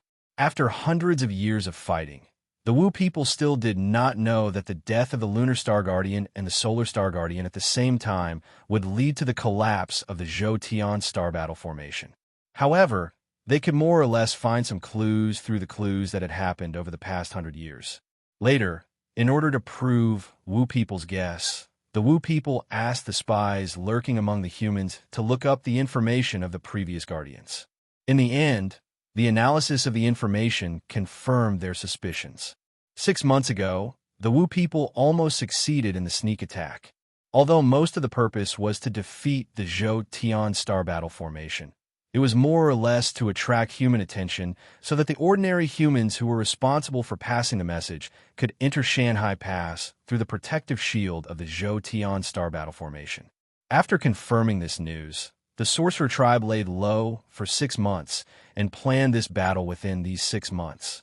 Through an all-out attack, the human forces would be spread out as much as possible. More importantly, Yao Guang and Lilith would be separated from the other powerful famed swordsmen, so that the two of them would be isolated and helpless. Then, the 12 hidden great sorcerers suddenly appeared at the last moment and attacked Yao Guang and Lilith at all costs, trying to kill the two guardians at the same time. In this way, the Zhou-Tian star battle formation completely collapsed. Even Gohan had to admit that Yao Guang's conjecture was very accurate. He had connected all the events that had happened before and had provided a reasonable explanation for most of the doubtful points. But there are still some problems. Gohan touched his nose and thought for a while. If things are really like what you've guessed, then Yuan Ko and the Wu people must be maintaining some kind of contact. Otherwise, the Yuan Ko outside wouldn't have deliberately killed the previous guardian of the Sun-Moon Star and try to pass this information to Shanghai Pass.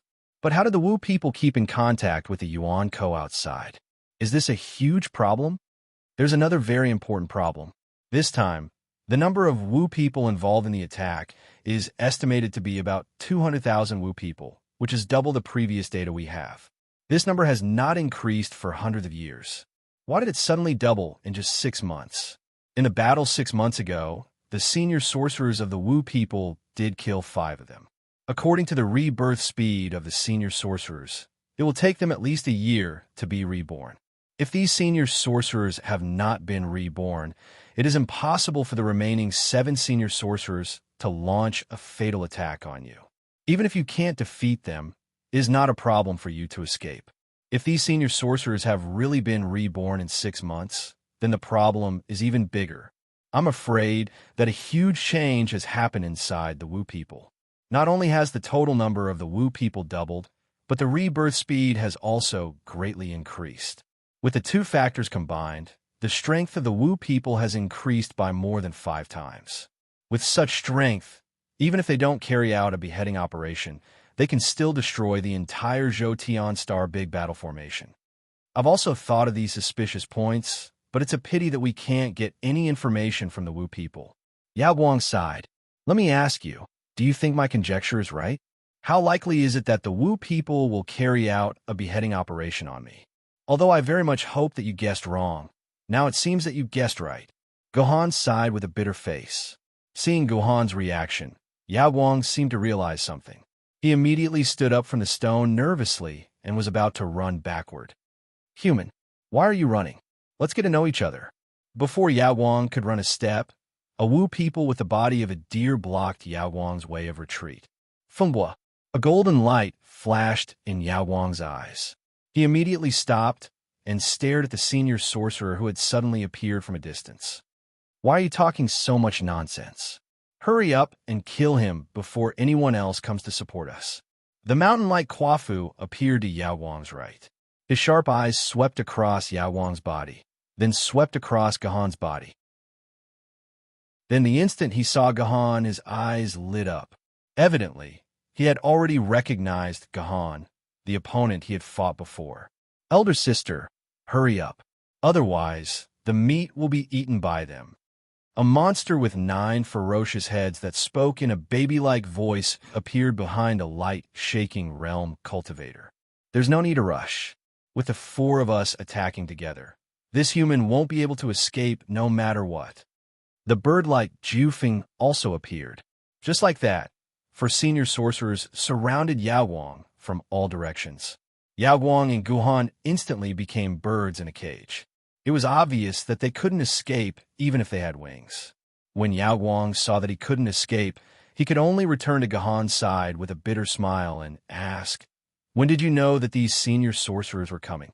Gohan's last sentence, "Although I really hope that you guessed wrong, it seems like you guessed correctly," clearly meant that Gohan had discovered that the senior sorcerers had already surrounded Yao Guang. How early could I have been? By the time I realized, you wouldn't be able to escape. Gohan rubbed his nose. However, these senior sorcerers were able to surround the 2 of us without us knowing. It seems like they've already mastered the power of the void. The power of the void? Don't try to scare me. Doesn't this mean that they've already become U-level Yuan Ko? Yao Guang was shocked. If the 4 senior sorcerers had really become U-level Yuan Ko, then Yao Guang wouldn't even be able to struggle. He could only accept his fate and wait for death. The situation isn't that bad yet. They're just borrowing the power of the void. It's not that they have mastered the power of the void themselves. Otherwise, they wouldn't have appeared after surrounding you. Wouldn't it be enough to just hide in the void and assassinate you? Gohan glanced at the 4 senior sorcerers as if he was asking for their opinion. I didn't expect a human like you to have such knowledge.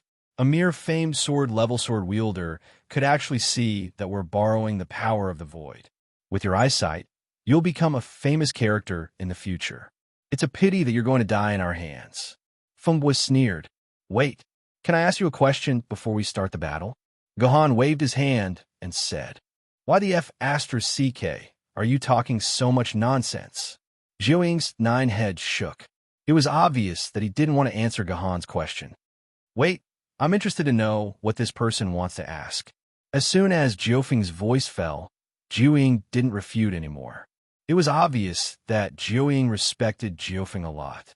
Although their names seemed to be brother and sister, Gohan, who was familiar with ancient records, clearly knew that Zhou and Jiufeng weren't related by blood.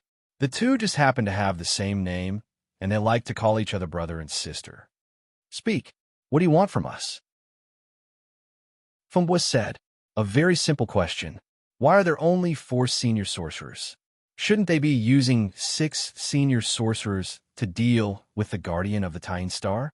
After Gohan said that, he gave an evil smile to Yao Guang. Yao Guang, it seems that in the eyes of the Wu people, you are far inferior to Lilith.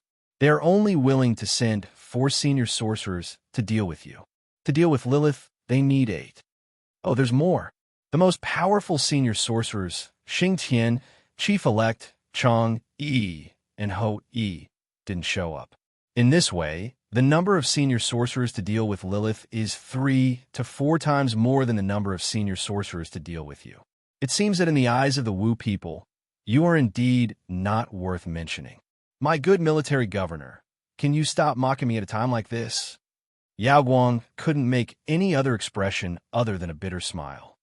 Huh, how can you say that? Who told you that the most powerful senior sorcerers are Xing Tian and Ho Yi? Let me tell you, your grandpa Jiuying can defeat both of them. Provoked by Gahan's words, Jiuying, who had the worst temper, couldn't help but want to rush up and fight. Shut your mouth. Even two of you can't defeat one Xing Tian. Jiufeng slapped Jiuying's face without hesitation, then said to Yao Guang solemnly, "According to our evaluation, the Taiyin of this generation is not weaker than the Taiyin, but stronger than the Taiyin." The sorcerer tribe was famous for being straightforward and not beating around the bush. Whatever Jiufeng said, it was the truth. Oh, that's strange. Since in your eyes, the Taiyin is stronger than the Taiyin, why is the force sent by the Taiyin star much weaker than the Taiyin star? Gohan asked again. With someone with that bloodline around, we have no choice but to be cautious. Jiufeng replied frankly. The bloodline she mentioned was Liun Yinling. It seemed like the Wu people still had a lingering fear of Liun Yinling, so they had to use their strongest force to fight Lilith and Liun Yinling. Well, the Wu people weren't wrong. The Wu people were wrong because they didn't know about Gahan's existence.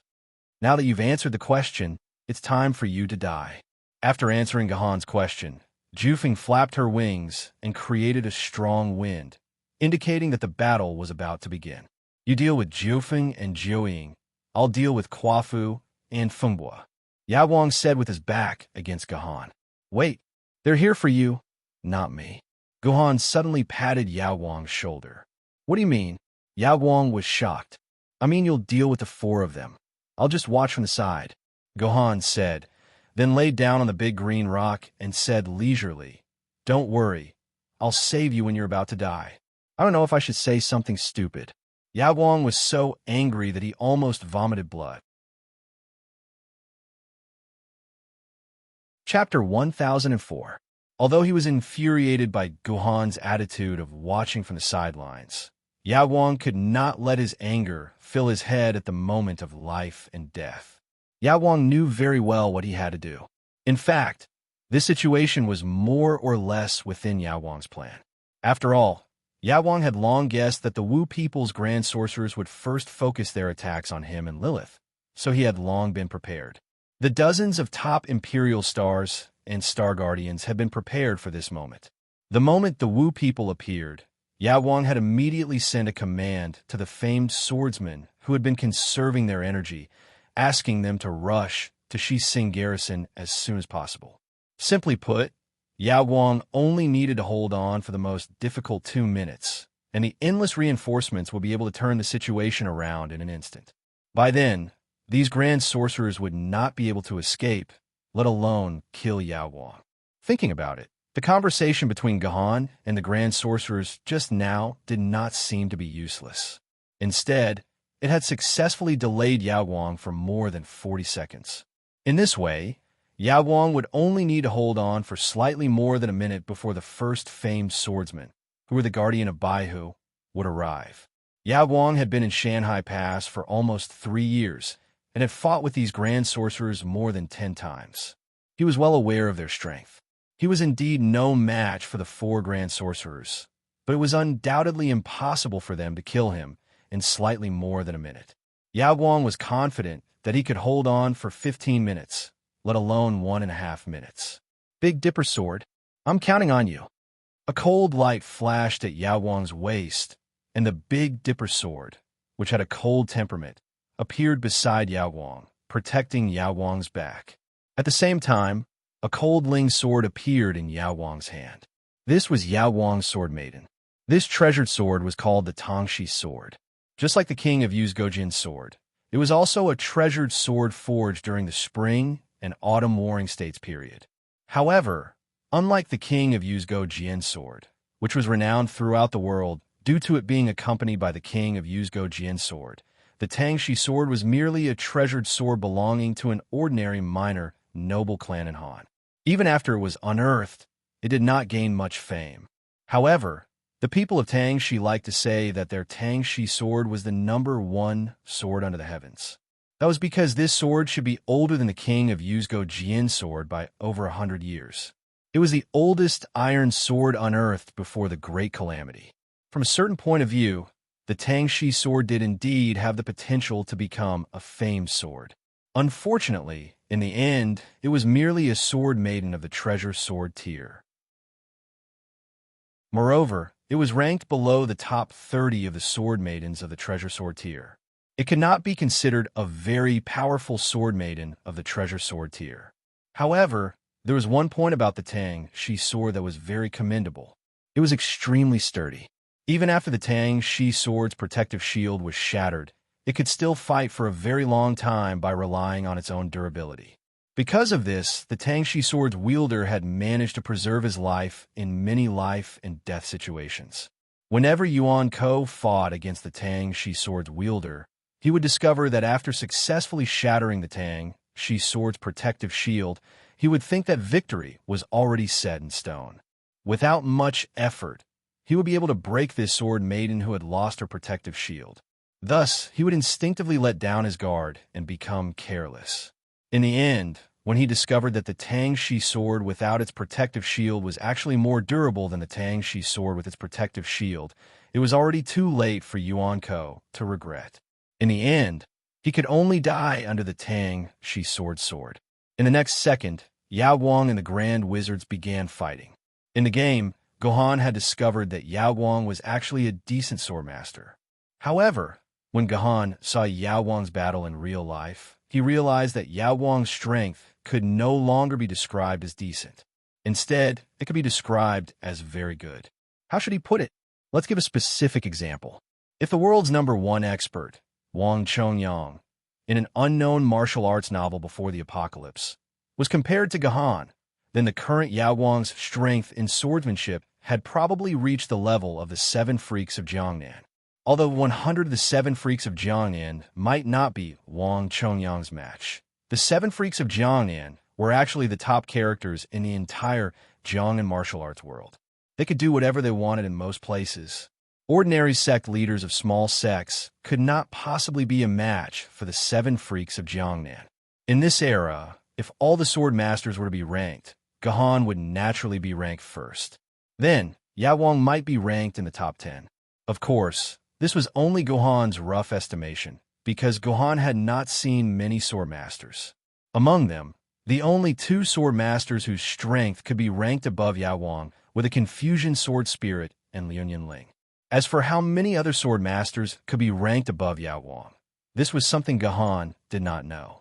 Therefore, Gohan could only generally place Yao Guang in the top 10. Let's cut to the chase and get back to business. The battle between Yao Guang and the 4 senior sorcerers had only lasted for about 20 seconds. Gohan keenly noticed that Yao Guang and the Big Dipper sword were about to collapse. The Big Dipper sword shield still had about 80% of its energy left, but the energy of Yao Guang's personal shield was less than 30%. At most, in 15 seconds, Yao Guang's personal shield would explode. Whether it was Yao Guang or Big Dipper sword, their expressions were filled with terror. Clearly, they hadn't expected such a situation. In just 20 seconds, they were already on the brink of death. This was a situation they had never imagined would come to fruition. This is not right.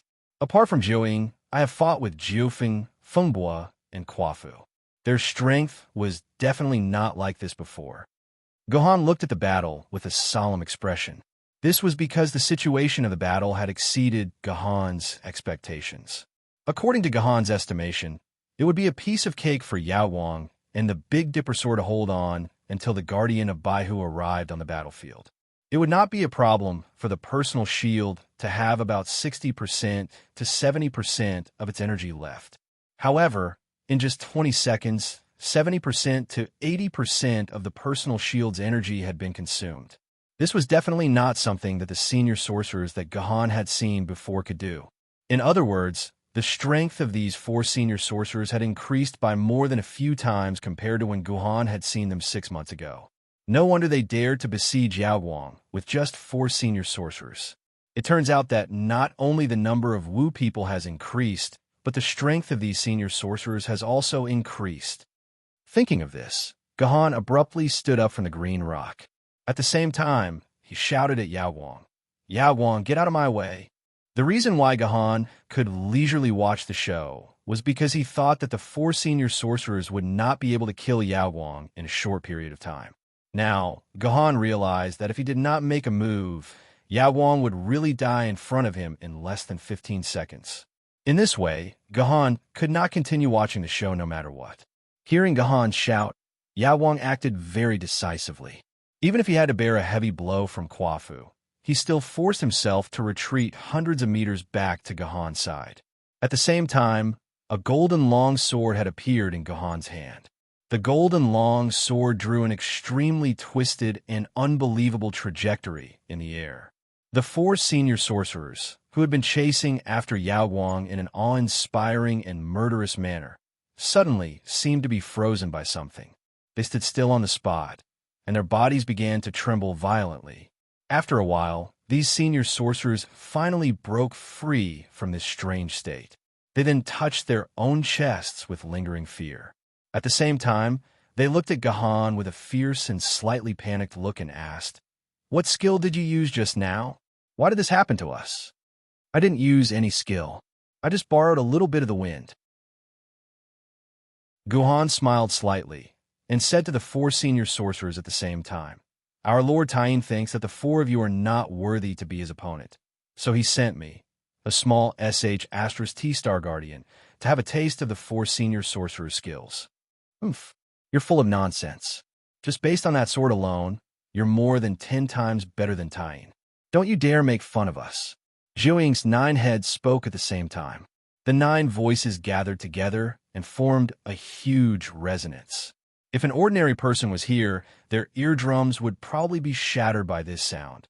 If the sound was any louder, the human's brain would probably burst out from their ears like crushed grapes. "Everyone, let's attack together. We must kill this kid as soon as possible. Otherwise, the plan will be ruined." Kwafu let out a loud roar. He waved his peachwood staff and was the first to rush to Gahan's side. He aimed at Gahan's head and directly smashed it down. The staff was extremely fast and powerful. An ordinary sword wielder might not even be able to see where the staff came from before his head was smashed into pieces. "I hit it." Kwafu felt a burst of joy in his heart because he felt that he had hit something solid. But when he looked down, he was at a loss of what to do. His peachwood staff had indeed hit a head. However, it was not Gahan's head that he hit, but a head that looked like a monster with a sharp bird's beak. The strength of Kwafu's staff was not bad. This monster-like head had already been smashed open by Kwafu, revealing the color of feces and stinking brain inside. "Kwafu, why did you hit my head?" Zhuang cried out in pain. It turned out that this head was one of his 9 heads. "How could this be? I was clearly aiming at that human's head." Kwafu was also extremely confused. He could not understand what had just happened. It was only at this moment that the 4 senior sorcerers realized that they might have kicked on some unusually hard stubble. Chapter 1005. Kwafu, you hold this person back. The 3 of us will kill the Moon Guardian first. After realizing that they had encountered a tough opponent, Jiufeng decisively changed the battle plan.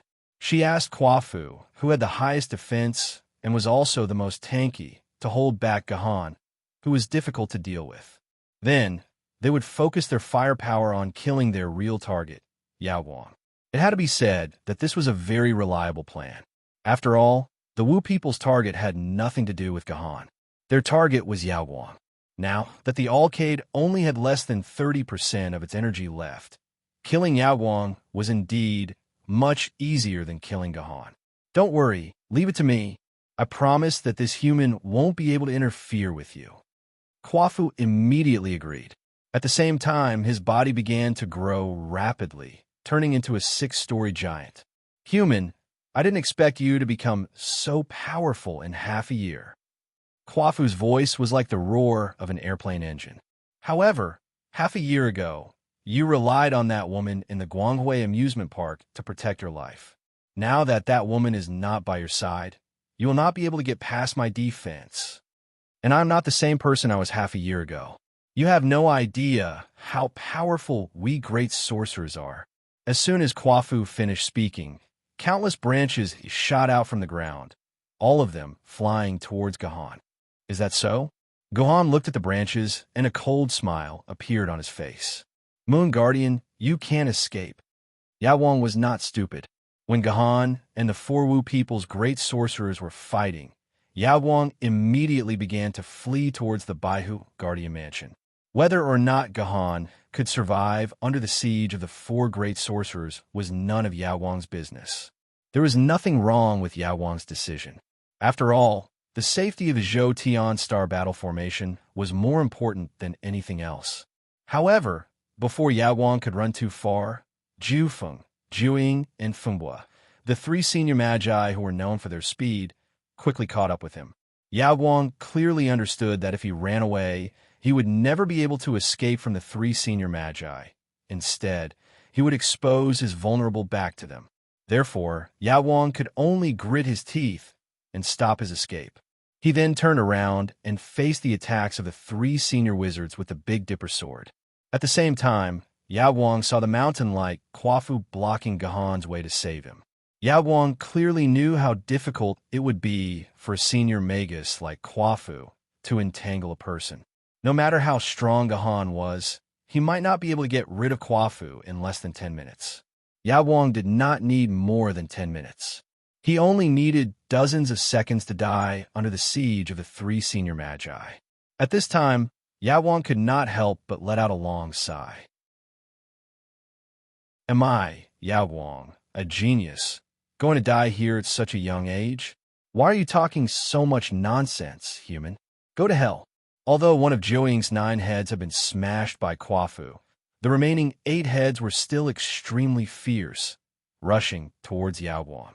At the same time, pitch-black light balls were condensing on Jiufeng's wings. This was Jiufeng's unique killing curse, which could directly attack the opponent's soul. Meanwhile, Feng Bo once again raised his Samadhi godly wind. These three completely different kinds of great power were rushing towards Yawang at the same time. Yawang could defend against one, but he could not defend against the second one. The situation was extremely dangerous. I can only take it head on. At this critical moment, Yawang made the most correct choice.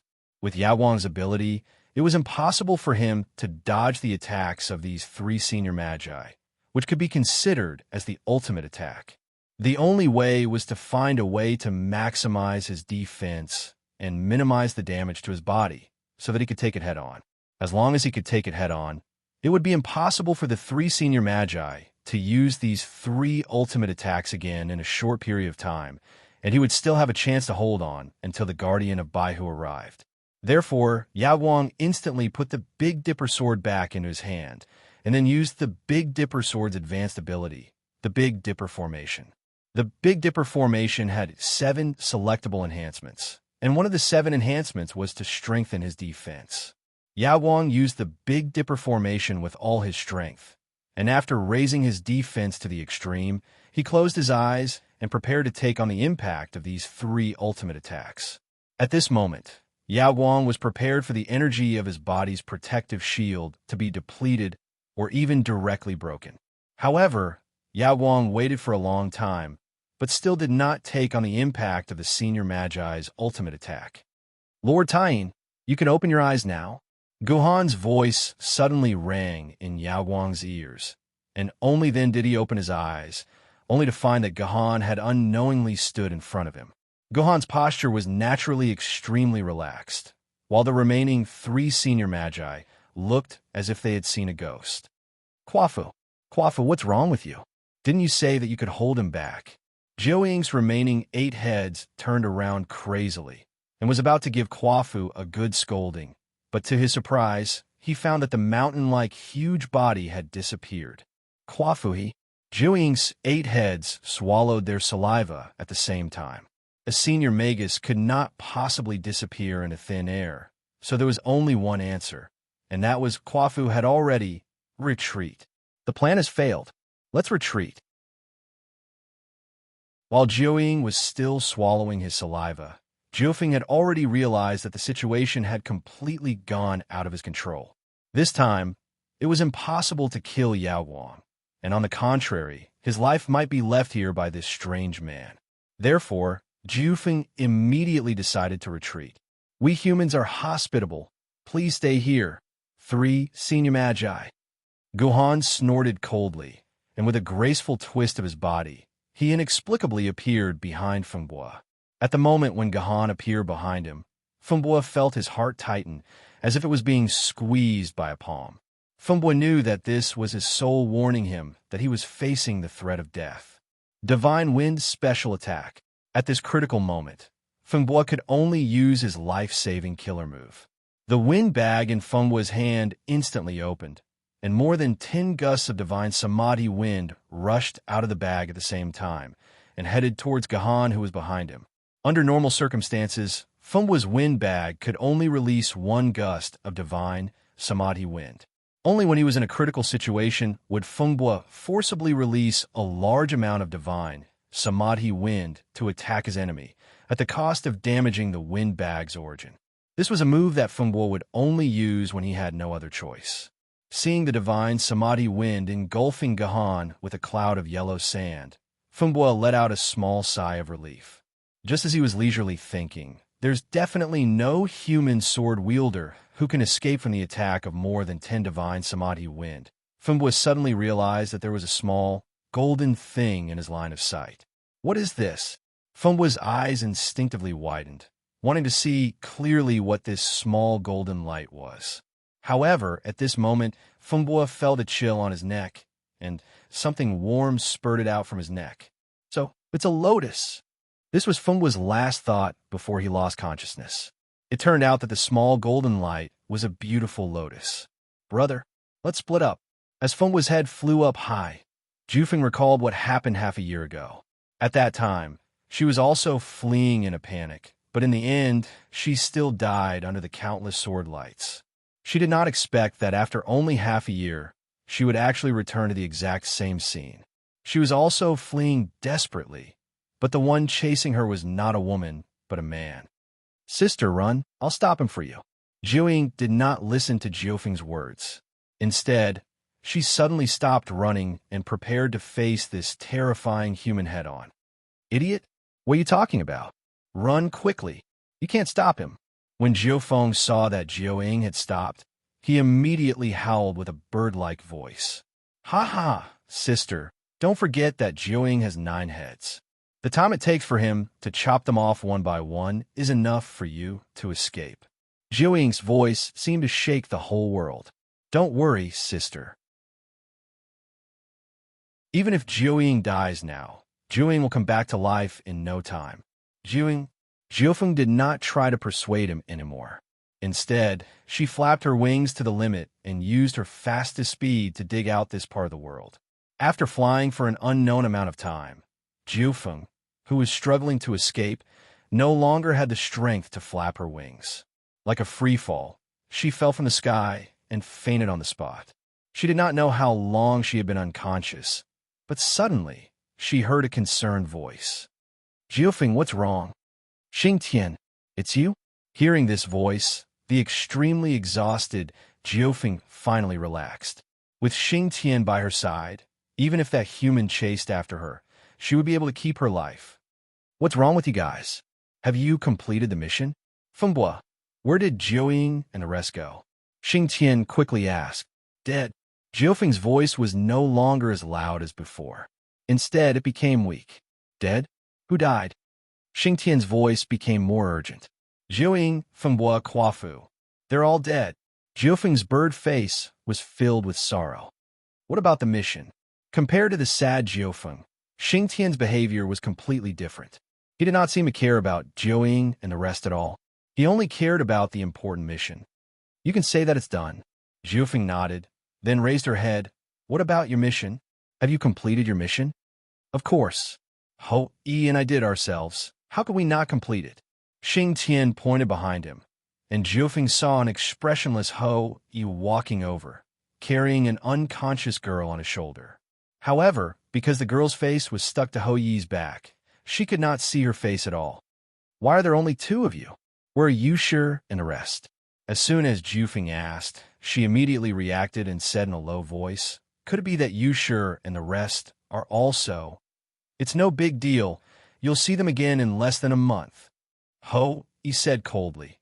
As long as we catch this woman, even if we all die, it's worth it.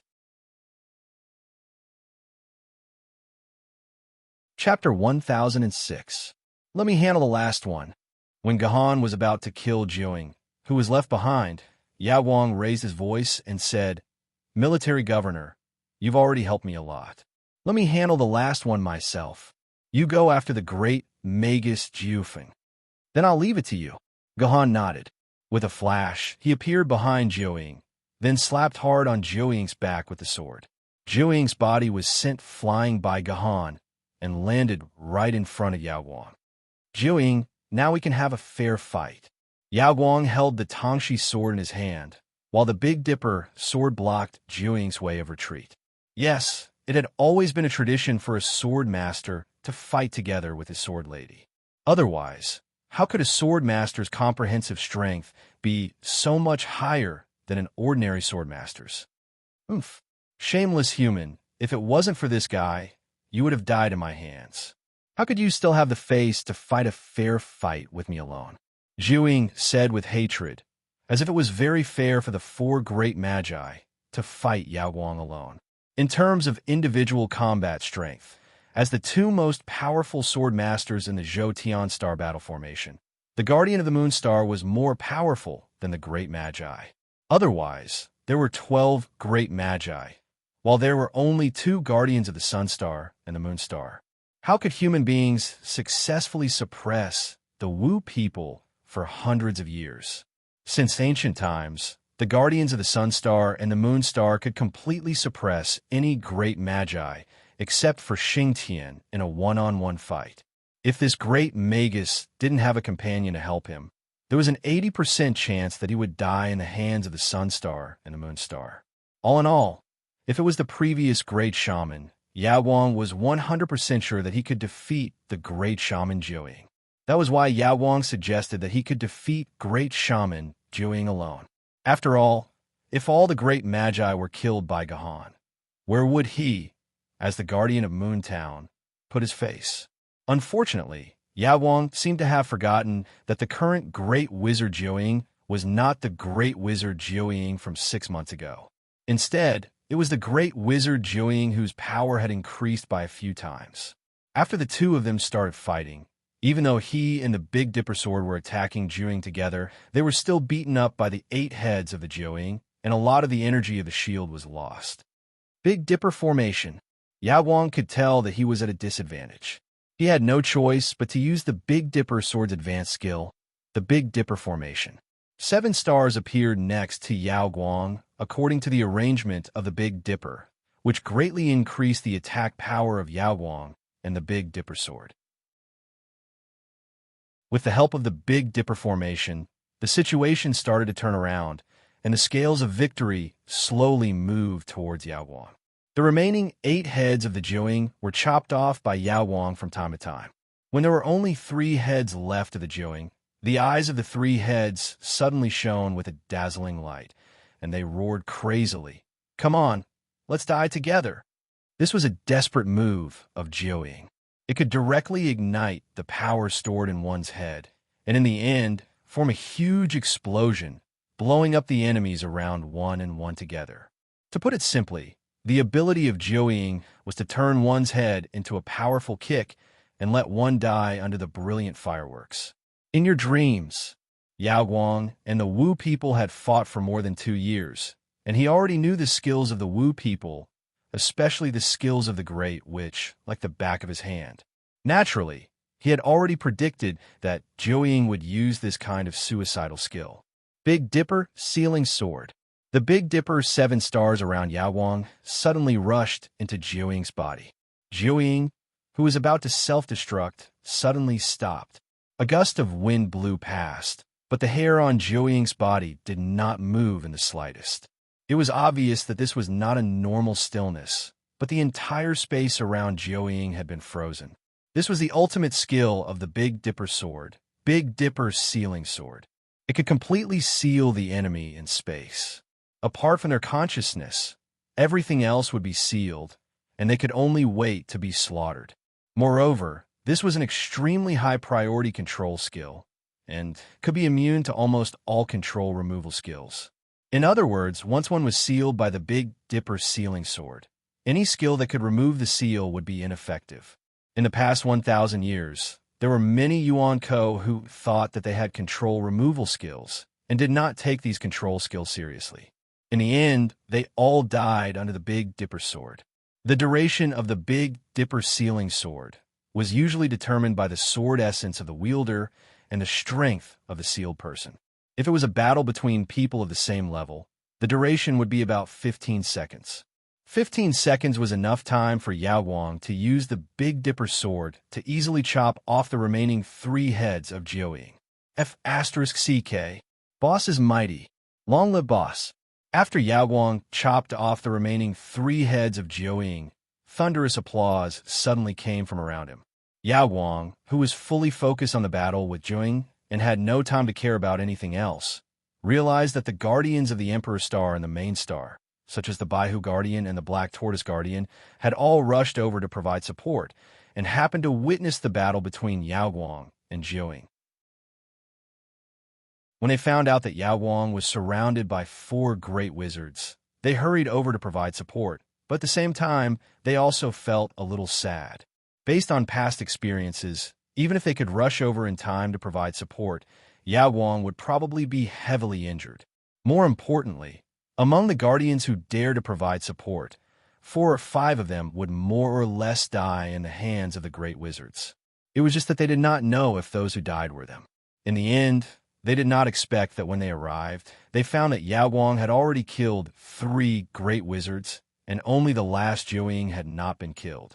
After witnessing Yao Guang's thrilling battle from start to finish, these sword-bearers were pleasantly surprised to find that their boss had single-handedly taken care of 4 great shamans. There was no need for them to risk their lives and shed blood at all. While they were relieved, they were also impressed by Yao Guang's powerful strength and felt that the number 1 sword-bearer in the world was probably Yao Guang. Therefore, when Yao Guang killed the terrifying Jiuying with his sword, these guardians surged forward and lifted Yao Guang up high, throwing him into the air again and again, cheering for Yao Guang's victory. "Put me down! Put me down!" Yao Guang struggled for a while, and finally broke free from the sword-bearers. When he was about to find Gahan to explain that it was Gahan who killed the 3 great wizards, he found out that Gahan had already left and was nowhere to be found. "How is it? Did you kill Jiufeng?" Yao Guang searched through his personal terminal and found that Guhan had quietly returned to his guardian's residence. Therefore, Yao Guang abandoned the sword-bearers who were planning to celebrate and told them that they could return to their respective areas to join in the battle against the ordinary Wu people. After completely repelling the Wu people's attack, Yao Guang ran into Gahan's guardian's residence uninvited. TSK. So powerful. Uncle Yao Guang, who defeated 4 great wizards alone. As soon as Yao Guang entered the guardian's residence, he was interrupted by a sarcastic voice. "Douyu, don't be rude. This isn't what your Uncle Yao Guang wanted. It's just that your good brother doesn't care about fame and fortune." Gahan's voice came from the room far away. "I'm in the 2nd room on the 2nd floor. Brother Military Governor, I'm sorry. They have to rush back to participate in the battle against the Wu people, and I don't have time to explain. When the battle is over, I'll definitely explain to them clearly." Yao Guang's face was slightly red, and he was obviously hurt by Douyu's words. "That's your business. You don't have to tell me." At that moment, Gahan had changed into a set of home pajamas, and he seemed to have taken a shower. The room was filled with a faint fragrance of shampoo. From this, it could be seen that the battle between Yao Guang and Jiuying had lasted for a long time. Otherwise, Gahan would not be able to take a shower so leisurely. I wonder why Master Yao Guang is here instead of commanding the battle. Gahan yawned. Did you catch up with Jiufeng? Did you kill her?" Yao Guang asked. "Speed is not something I'm good at, and Jiufeng has the fastest movement speed among all the senior magi. She had decided to escape, and it was impossible for me to catch up with her, so I didn't bother to chase after her." Gahan continued to yawn. "It doesn't matter if you didn't succeed, brother military governor. I, Yao Guang, have always thought highly of you, but today I realize that I've been greatly underestimating you." Yao Guang seemed to be trying to curry favor with him. After witnessing 3 senior magi being killed by Gahan with his own eyes, Yao Guang had once again refreshed his view of Gahan. Even though Fleeting Time Lin had killed 3 great magi before, he was still a magus. However, the senior magi that Gahan had faced today were 3 to 4 times more powerful than the ones that Liu Ling had faced. Moreover, Liu Ling couldn't kill all 3 senior magi in less than a minute. Could it be that Gahan's strength has already surpassed that of Liu Ling, the descendant of the Liu family? Yao Guang had such a frightening thought. I didn't know that I could do this. Gahan shook his head. After 3 months of special training by Kenzu in the game, Gahan knew that his strength had increased to a terrifying extent. However, he didn't expect that he could improve to this extent. 3 senior magi, who were only 1 step away from the U-level Yuan Ko, died under his sword so easily. Although Gahan was already very powerful before he started training in the game, it was still impossible for him to become this powerful. Obviously, Gahan couldn't achieve this by relying on his own hard work in a short period of time. He completely relied on Kenzu's 3 months of special training to achieve this. Lord Kenzu, you've really given me a good gift. How can I have the face to defeat all your sword marks and soul seals in the future? Gahan complained his heart, but his belief didn't change. In the future, he would still break into the Liu family alone and find all of Kenzu's sword marks and soul seals. Then, he would compete with him and completely erase all traces of Kenzu's Kenzu. Of course, apart from Gahan's superb swordsmanship, another extremely important reason was that the sword element in Gahan's body had reached 450,000 quarks. In terms of sword element alone, Gahan was already a powerful spirit sword level sword wielder. Without such a large amount of sword element, Gahan wouldn't have been able to kill 3 senior magi, Yuan Ko, in just a minute. Is anything else? If not, I'll be sending you off. Gahan didn't give Yao Guang any face at all. I've thought it through. With my current strength, I'm not qualified to assume the position of Tying Star's guardian. I want to transfer this position to you. Anyway, halfway through his sentence, Yao Guang's personal terminal suddenly rang with urgent beeping sounds of alarm. It's from Hong Yu, and it's an emergency alarm. Did something big happen to her? Yao Guang hurriedly picked up the call. After hearing Hong Yu's first sentence, his entire body froze, as if he had been frozen by his Big Dipper sealing sword. Something happened to Miss Ling. This was the first thing Yao Guang said to Gahan after hanging up.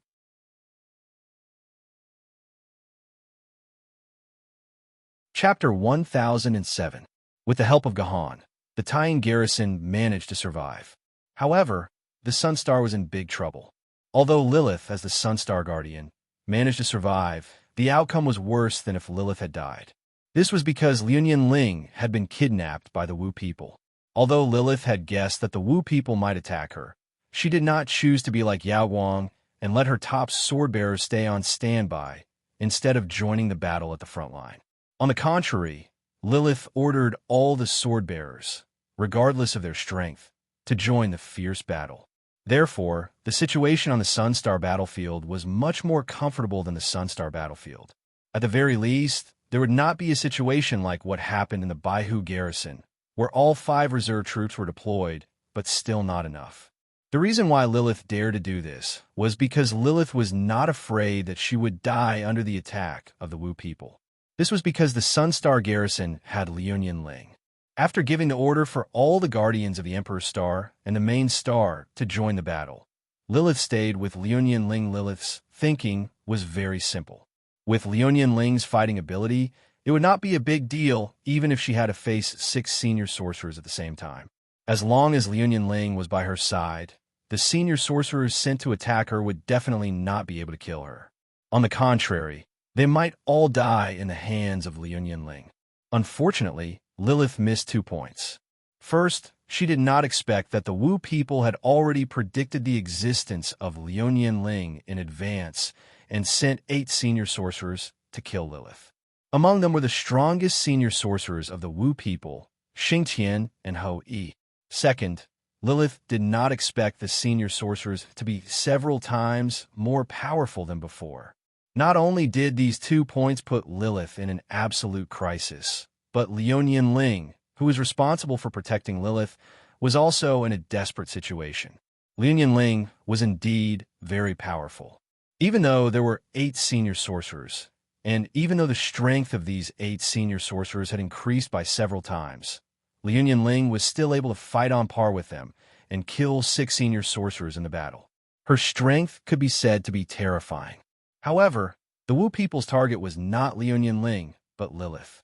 These senior sorcerers would rather ignore Liuyan Ling's attack and hit Lilith with their own attacks.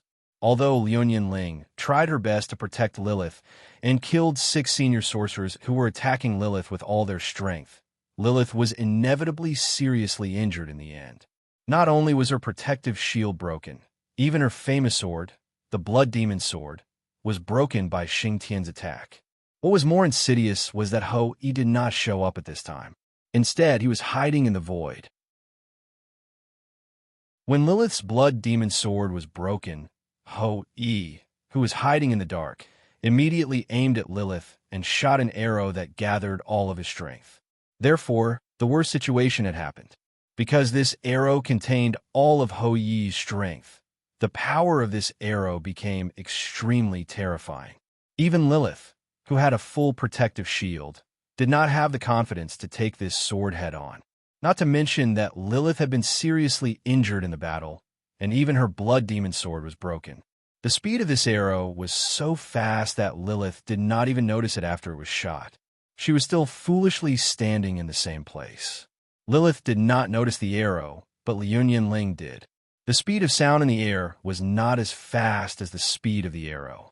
It was too late for her to warn Lilith with her mouth.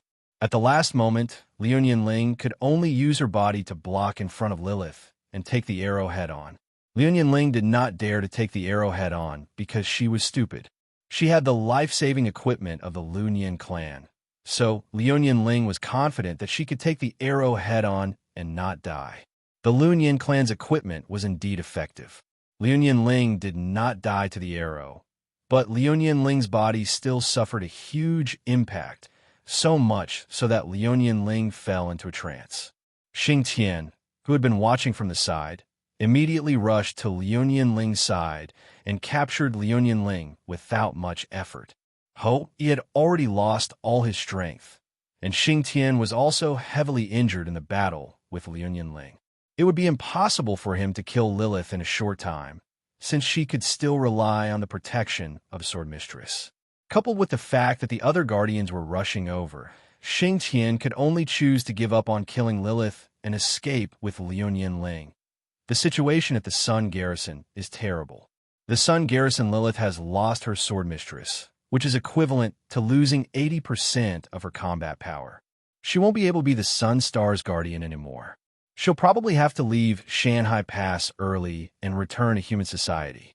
That way, the Sun Star Guardian Mansion will have to choose a new guardian, Yao Guang said worriedly. That's not the worst-case scenario. The worst-case scenario is what will happen to Miss Ling. Miss Ling has been kidnapped by the Wu people. How are we going to explain this to the Lunyan family? Yao Guang's expression became even more bitter.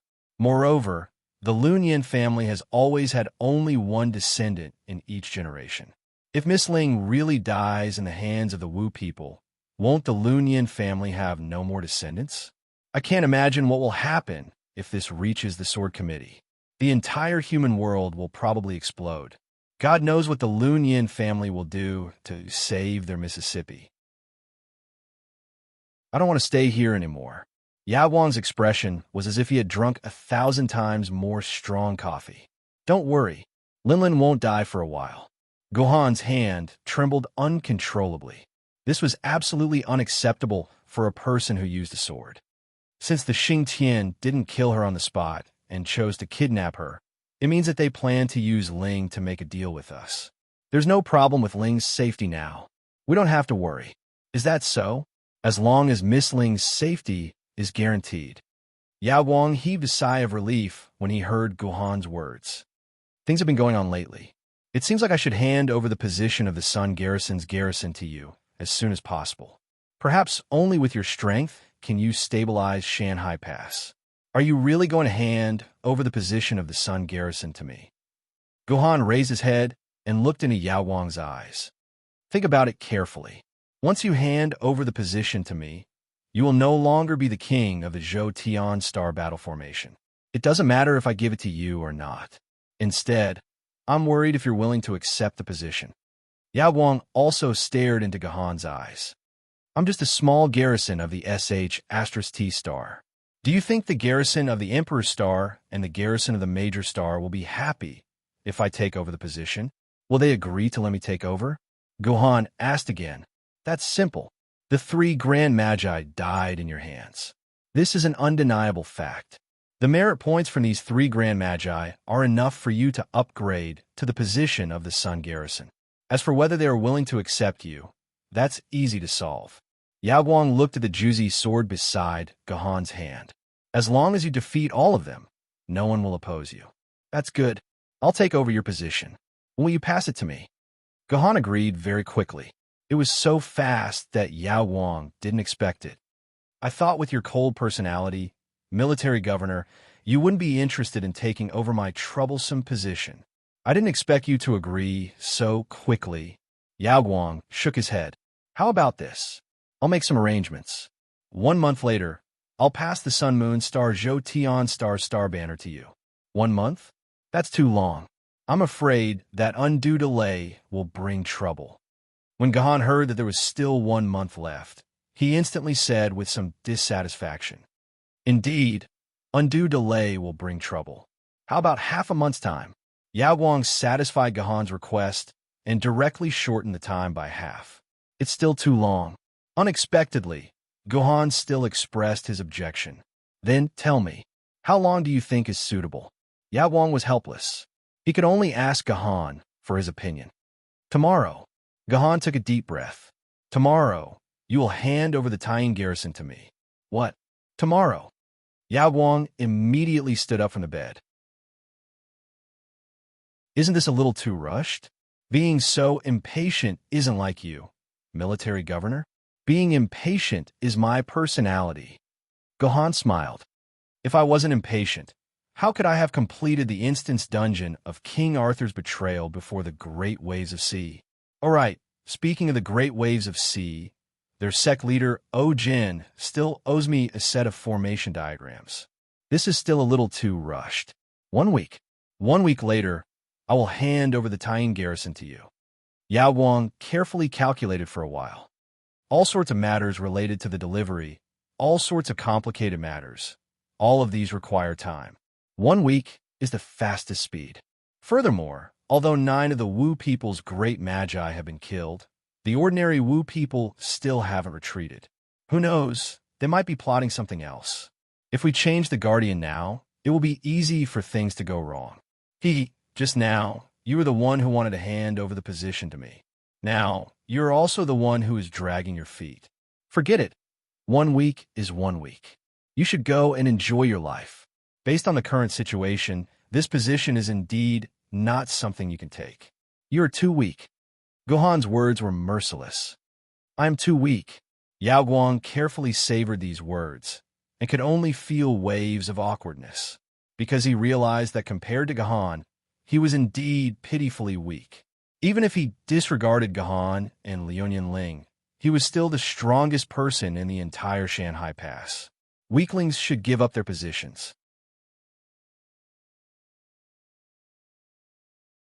Chapter 1008. After all the great magi had been repelled, the Wu people no longer had any reason to continue fighting.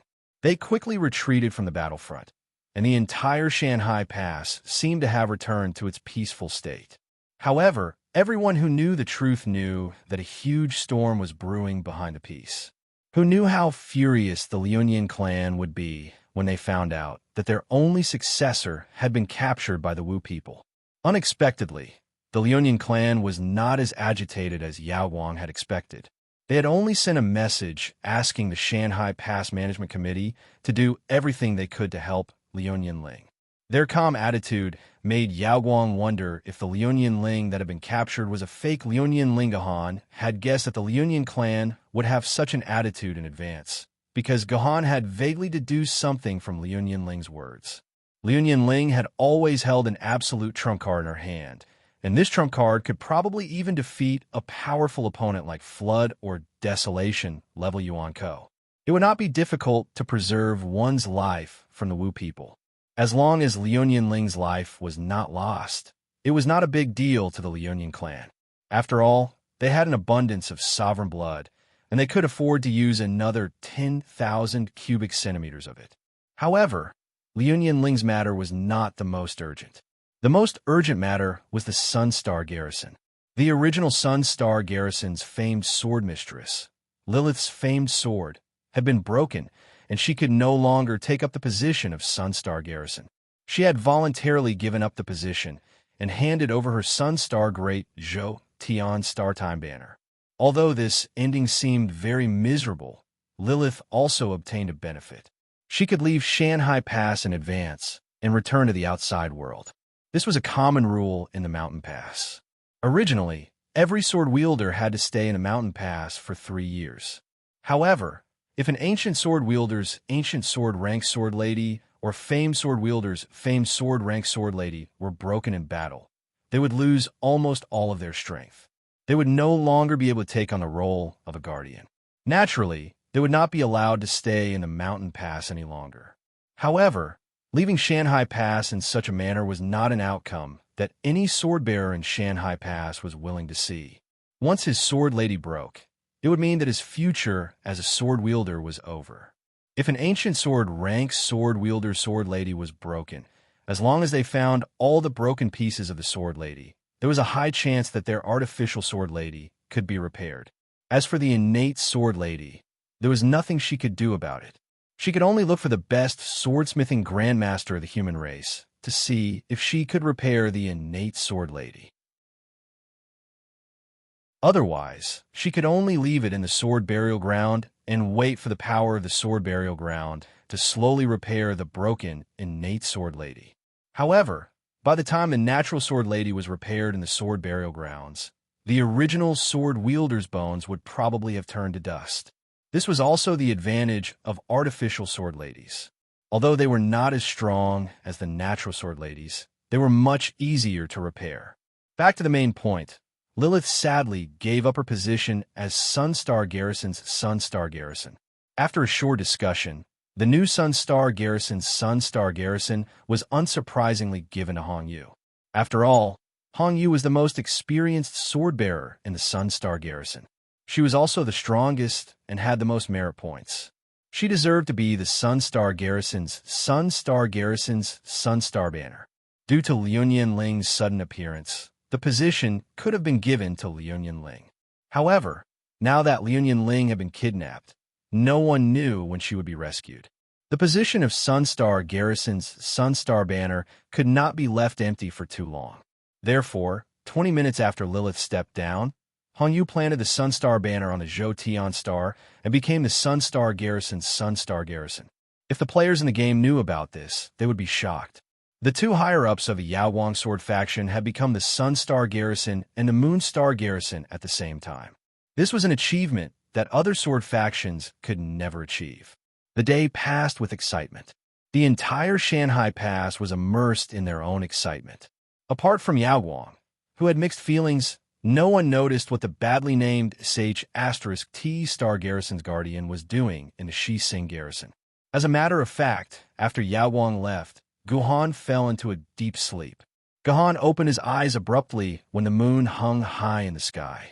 He jumped out of bed and put on all his equipment. At the same time, he carried all 6 of his sword maidens with him. "Are you going to save Miss Lin Lin?" When Guhan finished all this, the voice of Qi Dian sounded faintly in his mind. "Yes." Guhan nodded. "Didn't you say her life isn't in danger? Why did you disregard everything to save her?" Qi Dian didn't seem to want to let Guhan go and continued to ask questions. At the same time, Guhan sensed that Qi Dian wasn't the only consciousness in his mind. There were 5 other consciousnesses hiding somewhere. The 5 consciousnesses were obviously Juzi, Qing Pin, Douyu, and the others. These unlucky kids were naturally interested in the gossip of the sword bearer. In fact, Gohan could sweep all 5 consciousnesses out of his mind with a single thought. However, Gohan had no intention of doing so. Instead, he decided to try his best to explain the problem. There's always a what-if in this world. I received a favor from Kenzu in the game. Although I will have to settle things with Kenzu in the future, I have to repay his kindness. At the very least, I need to make sure that Ling is safe. Moreover, this matter isn't as simple as it seems. I feel that there are other conspiracies lurking in the shadows. I should also go to the Wu people to gather some information. After all, this concerns the safety of the entire human race. Gohan gave many reasons. So, you're still doing this for Miss Ling, right? Although Gohan gave many reasons, Chidian seemed to only be focusing on Liuyan Ling. Well, all women were like that. The question of where their man went last night was more important than whether the world would be destroyed tomorrow. She's really just passing by. Why don't you believe me? Gohan tried to persuade him. Gohan, do you know? You never explained the same thing twice, but you've already explained it 3 times. Chidian's sentence sounded a bit unreasonable, but in fact, it was a huge blow to Gohan's heart. Not only was Gohan hit, but the other 5 eavesdropping consciousnesses were also hit. Gohan, don't tell me you've really fallen in love with that woman? Don't tell me you don't want Qing Pin? Brother, I have a problem with that woman being my sister-in-law. Brother Gohan, do you need premarital guidance? Master, apart from the past water sword, the other 4 consciousnesses couldn't care less about hiding themselves anymore. They all jumped out and asked Gohan if he really liked Liuyan Ling. Such a chaotic situation almost made Gohan's head explode. Therefore, Gohan decided not to maintain his good master image anymore. He directly swept the 6 consciousnesses out of his mind. No matter what happens in the future, you will always be my sword maidens. This will never change. While expelling the consciousnesses from his mind, Gohan also said this to them. Late at night, the Wu people's tribe was quiet. The Wu people were a very strange race. Although they were a race of a lawful camp, the Wu people always liked to do wild and unruly things.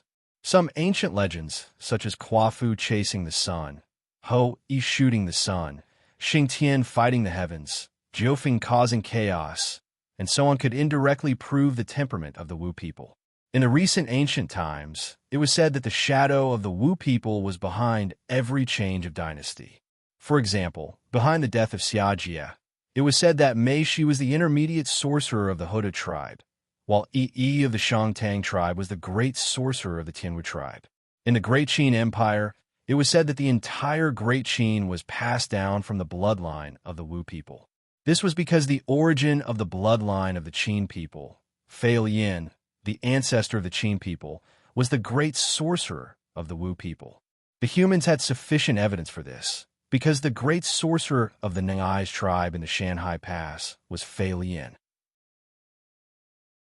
However, it was also very inappropriate to say that the Wu people were a race of the chaotic camp. For example, after 10 o'clock in the evening, the entire Wu people fell into a deep silence. Apart from the Wu people who were in charge of the night watch, all the Wu people had fallen into a deep sleep.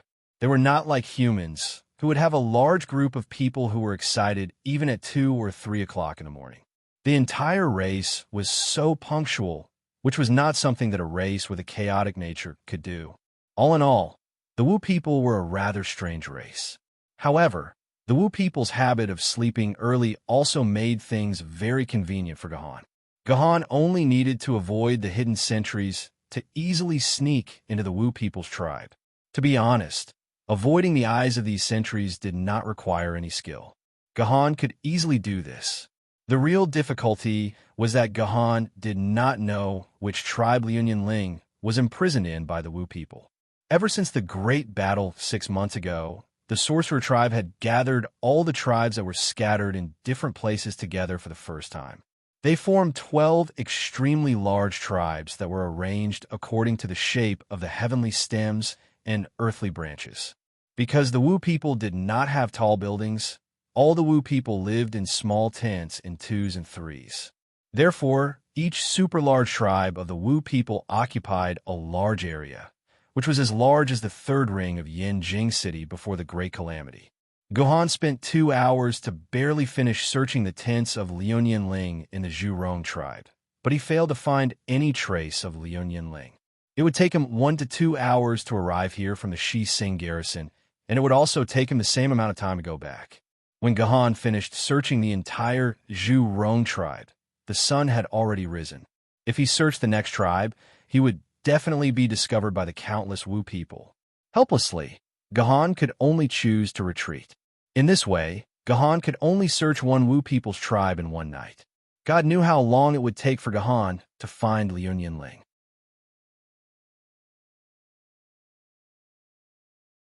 Chapter 1009. There was a reason why Gohan chose the Zhurong tribe as his first search target, because the Zhurong tribe had the Xingtian, the most powerful senior magus. In order to ensure that Liu Ling would not escape, the best choice was to let the Xingtian guard Liu Ling. Unfortunately, it seemed that Gohan had guessed wrong. Liu Ling was not imprisoned in the Xingtian tribe. Gohan had no time to search for other tribes, so he could only temporarily return to the Shi Sing garrison, recuperating and preparing to continue the search the next night. As a result, the search lasted for 5 days. Gohan had searched the 5 most powerful tribes among the 12 Zhuwu tribes: Zhurong, Shebi Shi, Dijiang, Hotu, and Xianming, but the result was the same. He could not find any trace of Liu Ling. This inevitably made Gohan a little suspicious. Since Liu Ling was not imprisoned in the 5 most powerful tribes, there were only 2 possibilities.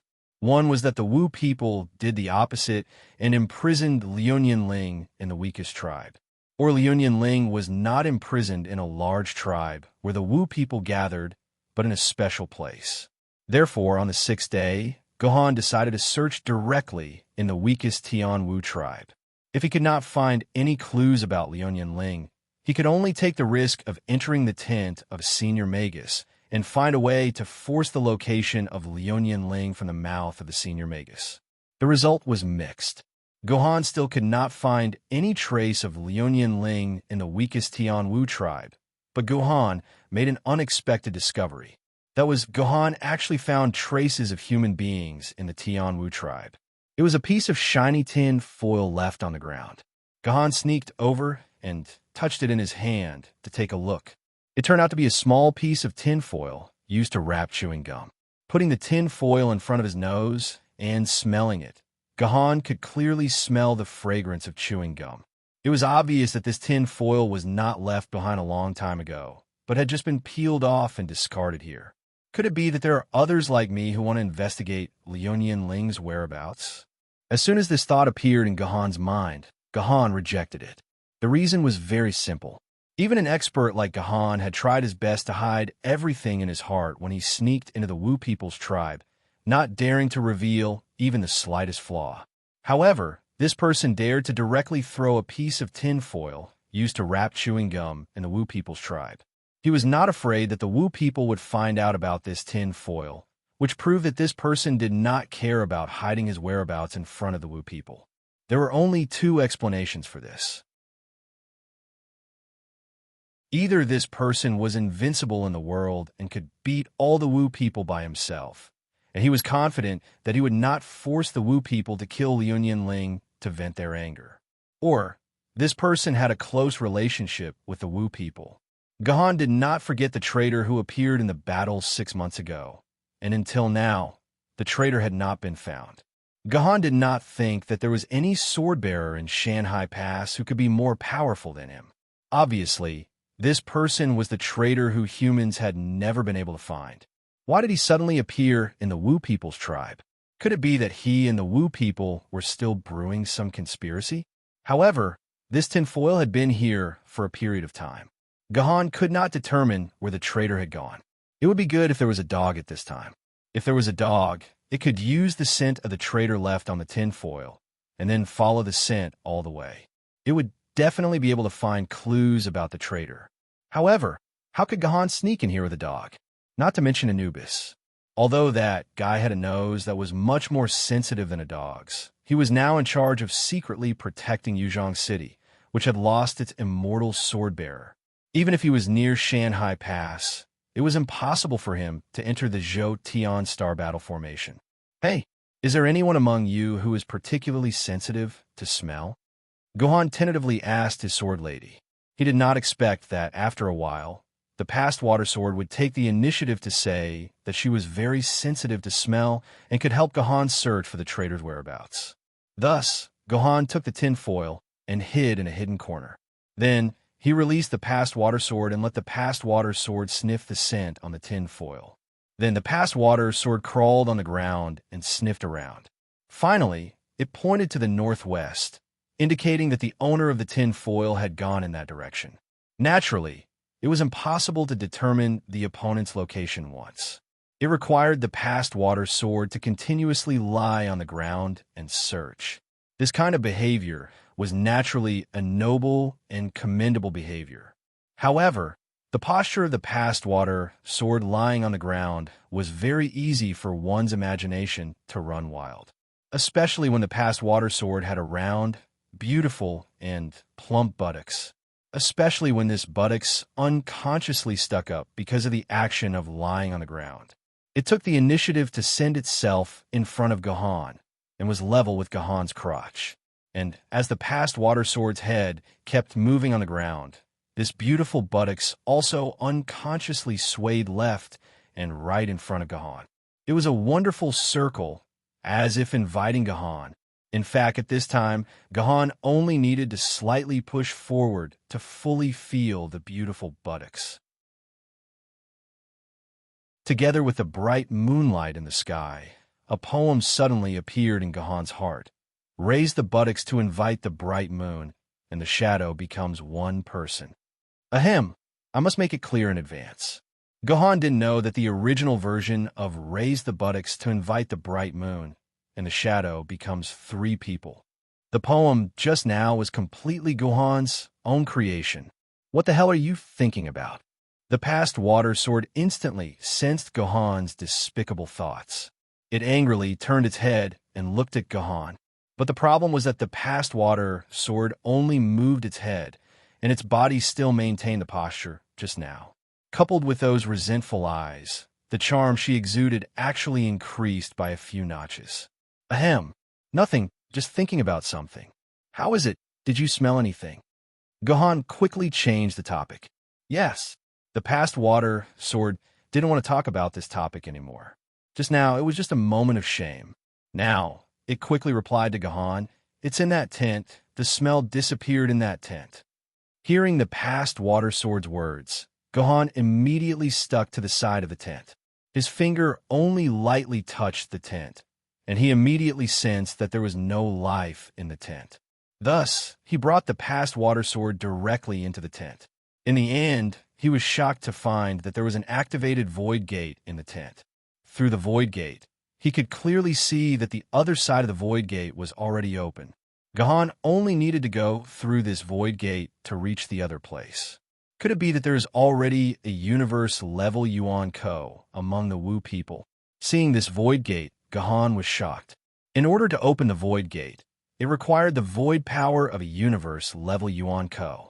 Since this void gate could be kept open for a long time, didn't it mean that there was already a universe-level Yuan Ko among the Wu people? Of course, there were still a lot of uncertainties. If the Wu people really had an existence equivalent to a universe-level Yuan Ko, then they didn't need to spend so much effort to arrange for spies. As long as this universe-level Yuan Ko made a move, most of the famed sword-rank sword-bearers would be like chickens and dogs in front of this universe-level Yuan Ko. Also, with the universe-level Yuan Ko's mysterious void power, he could kill all the guardians of the Sun Star and the Moon Star without anyone noticing. At that time, the Zhou Tian Star Battle Formation would be broken, and they wouldn't need to fight as hard as they were now. However, it was better to be safe than sorry. To be cautious, Gohan would rather believe that there was such a universe-level Yuan Ko among the Wu people. Then, there would be a problem. If Gohan went through this void gate as a living person, he wouldn't be able to escape the senses of the void gate's master.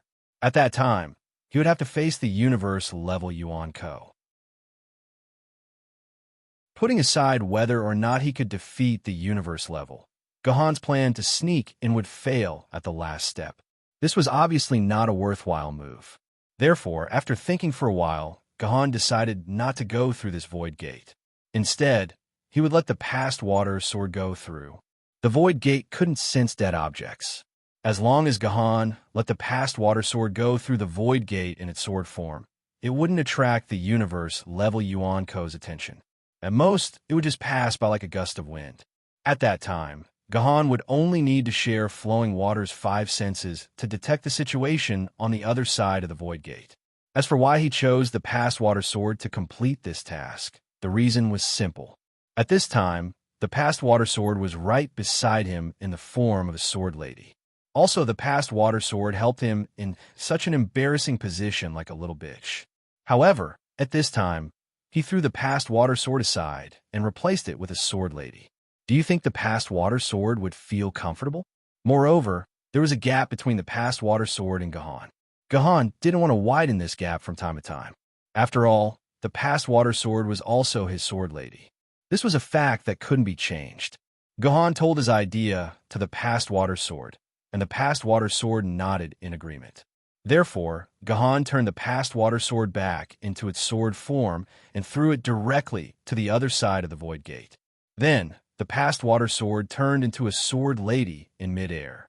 Gohan immediately hid his own body and entered the past water sword's body through the sword mark. After getting the past water sword's consent, he successfully shared the 5 senses of the past water sword and saw the situation in the world where the past water sword was. On the other side of the void gate was a lush jungle. With the help of flowing water's eyes, Gohan carefully observed the surroundings and found traces of people walking not far away. Under Gohan's command, flowing water moved forward along these traces and finally found a hot spring in front of them. 2 heads quietly floated above the hot spring. One of these 2 heads was a human head, and although the other head was also a human head, there were 2 sharp horns on his head. The 2 horns looked very special, like 2 sharp sickles. Seeing these 2 horns, Gohan knew who the owner of this head was. He was the strongest among the great magi, Xingtian.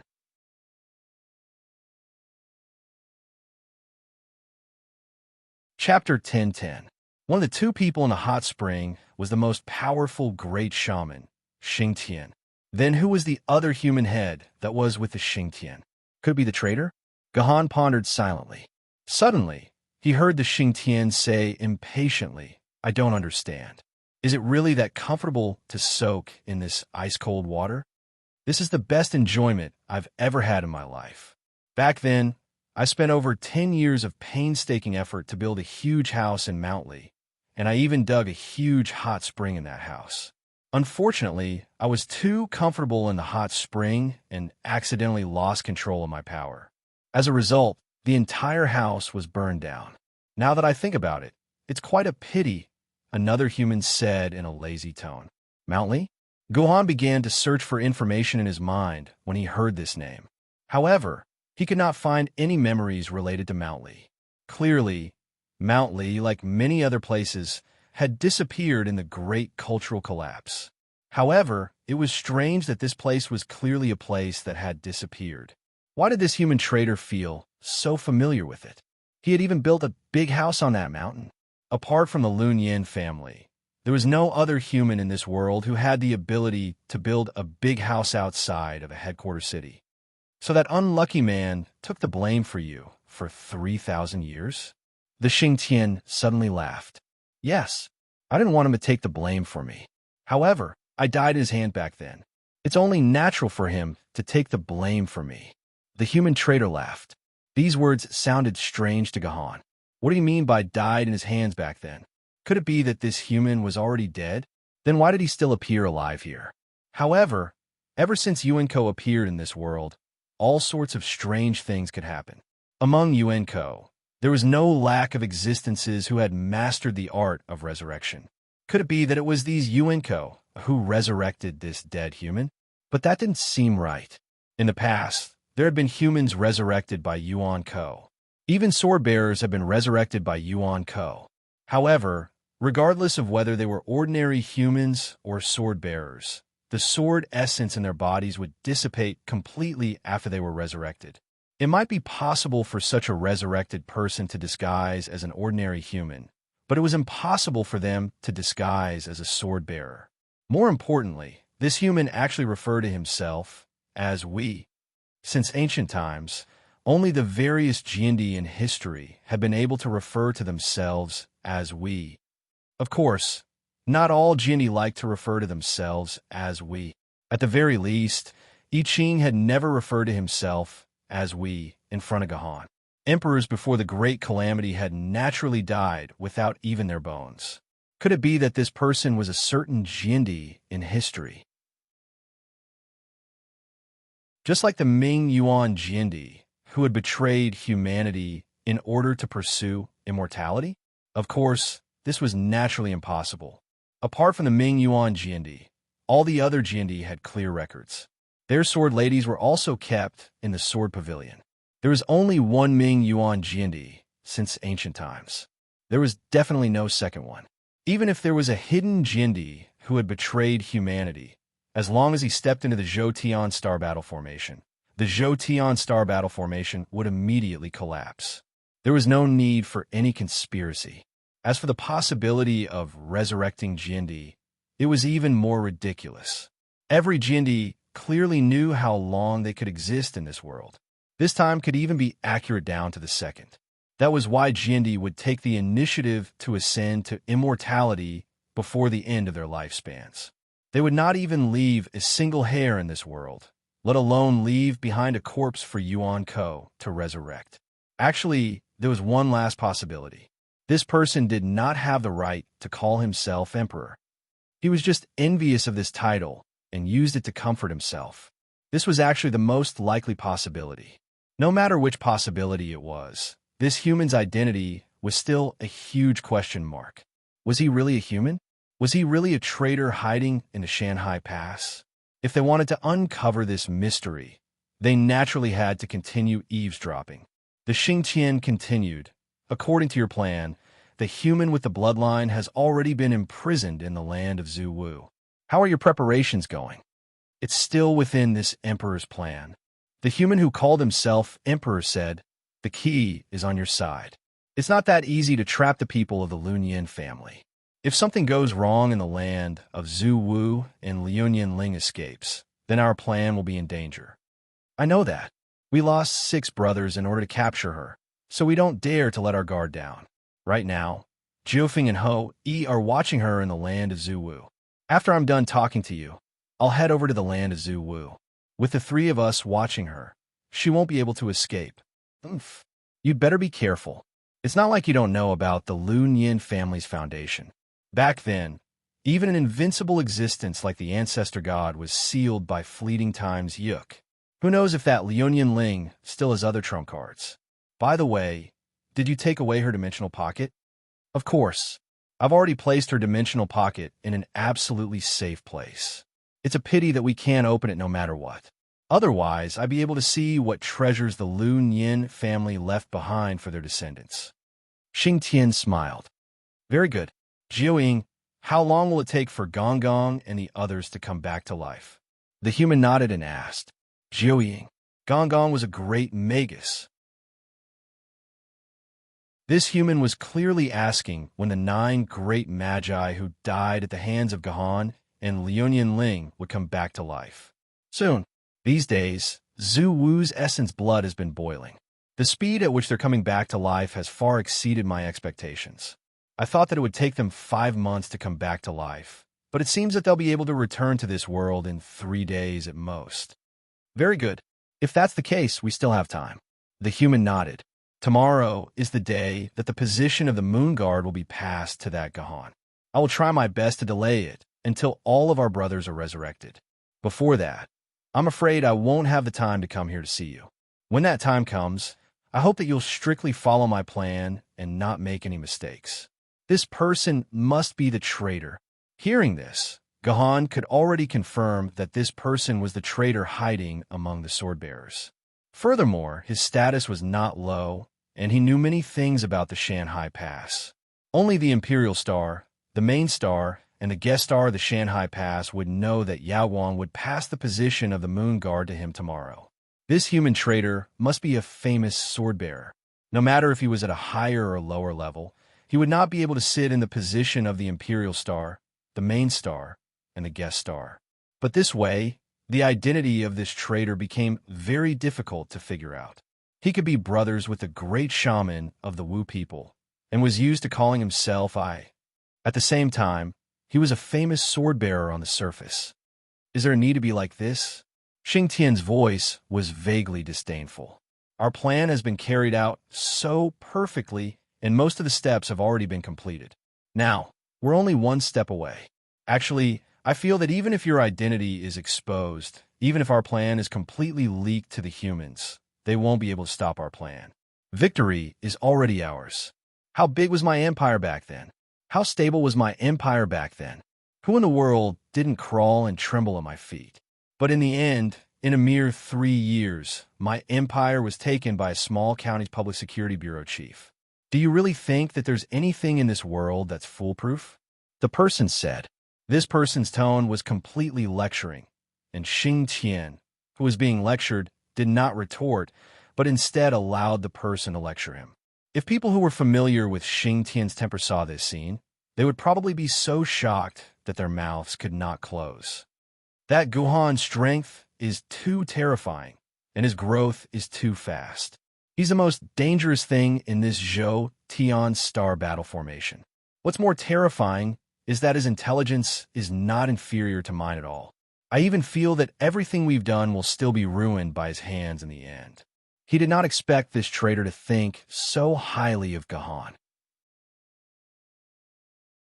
Guhan thought that in the entire Zhou Tian star battle formation, other than the sword-bearers who came in with him, only Yao Guang knew his true strength. In the end, he did not expect this traitor to completely see through him and treat him as the biggest hidden danger to guard against. No matter how powerful she is, can she be more powerful than the descendant of the Lun Yin family? In the end, she was still captured by us. Xing Tian's tone was still disdainful. Don't forget that Quafu and the other two didn't even last a minute in Guhan's hands, the human traitor said sternly. That's because Quafu and the others are useless. This time, I have obtained the godly power of Master Zhu Wu, and my strength has reached the universe level, Yuan Ko, or some deity-level sword-bearers. That guy named Guhan is definitely no match for me, Xing Tian said proudly. Power, power, power. You only have power in your head. The human traitor shouted at Xing Tian. Remember, from a distance, humans were able to defeat us and become the protagonists of the prehistoric world. From a closer perspective, humans were able to trap us in this damn Zhou Tian star battle formation for such a long time, not because they're stronger than us, but because they know how to use their brains. This is also the most important thing I learned when I hid among the humans. Sometimes a good brain is better than 10 of your fists, Xing Tian. Tell that guy named Guhan to come out. I want to see if his brain is harder or my fists are harder. Xing Tian suddenly stood up from the water and looked around with his sharp eyes. Are you crazy? How could Guhan be here? The other person also came out from the hot spring and finally exposed himself in front of Guhan.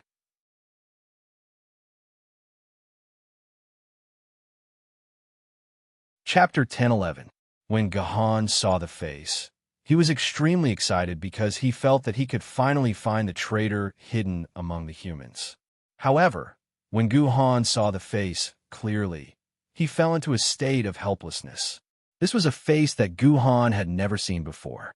Guhan did not dare to say who all the sword-bearers were, but Guhan had secretly memorized the faces of all the famous sword-bearers in Shanghai Pass. If this traitor was one of the famous sword-bearers, then Guhan would definitely be able to recognize him immediately. However, this face did not belong to any of the faces that Guhan remembered. There were only two possibilities. Either this traitor was not a famous sword-bearer, or this traitor had hidden his true appearance, or the face that he saw in Shanghai Pass was still fake, and this was the traitor's true appearance.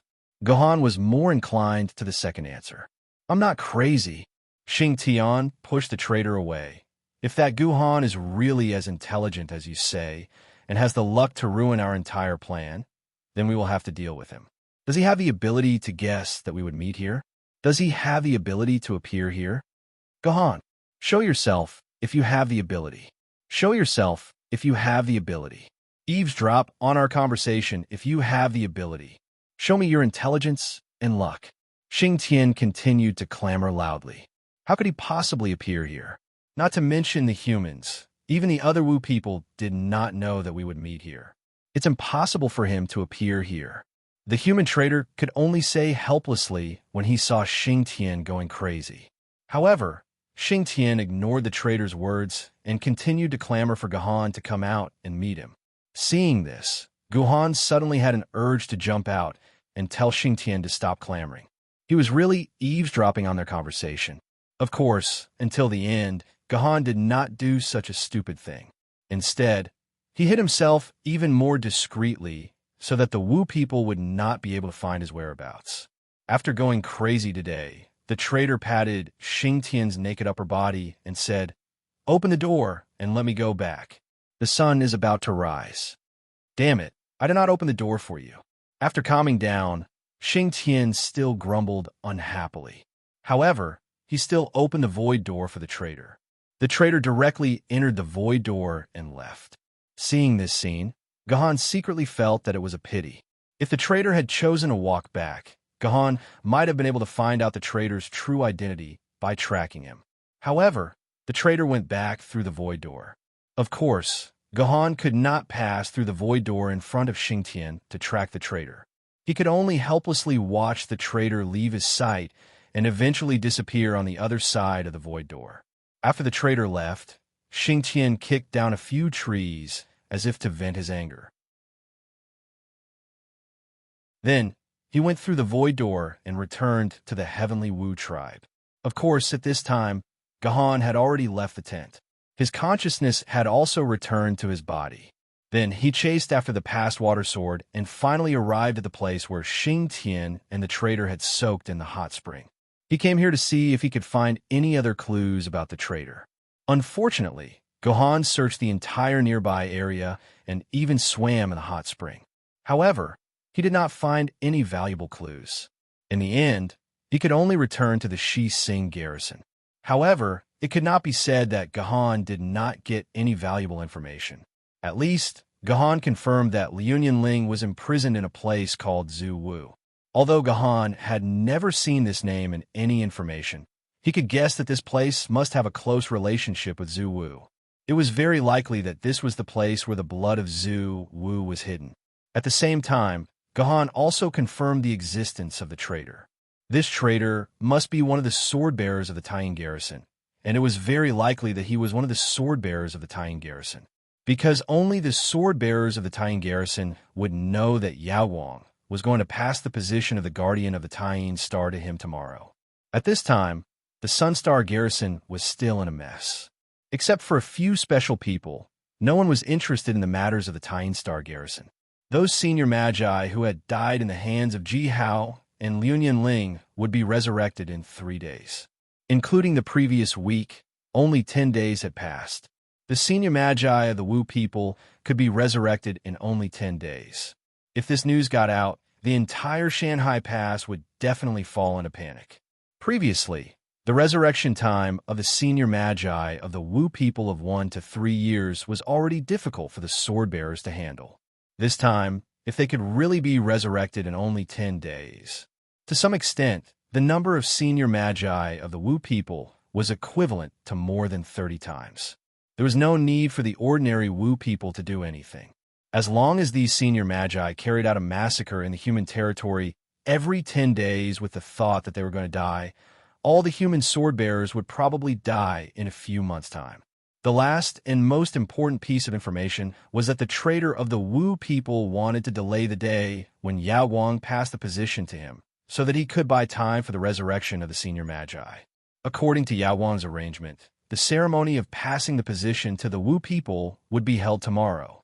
Of course, the senior magi of the Wu people would not be resurrected tomorrow. Therefore, the traitor would definitely try his best to delay this matter. The ancients often said that the more one spoke, the more mistakes one would make. Since it was easy to give himself away by talking too much, it was impossible to do too much. Gohan was certain that the traitor would definitely cause some trouble tomorrow. As long as he kept a close eye on every corner, he would definitely find the traitor's flaws. Of course, although Gohan was powerful, it was naturally unrealistic to rely on one person to monitor every place.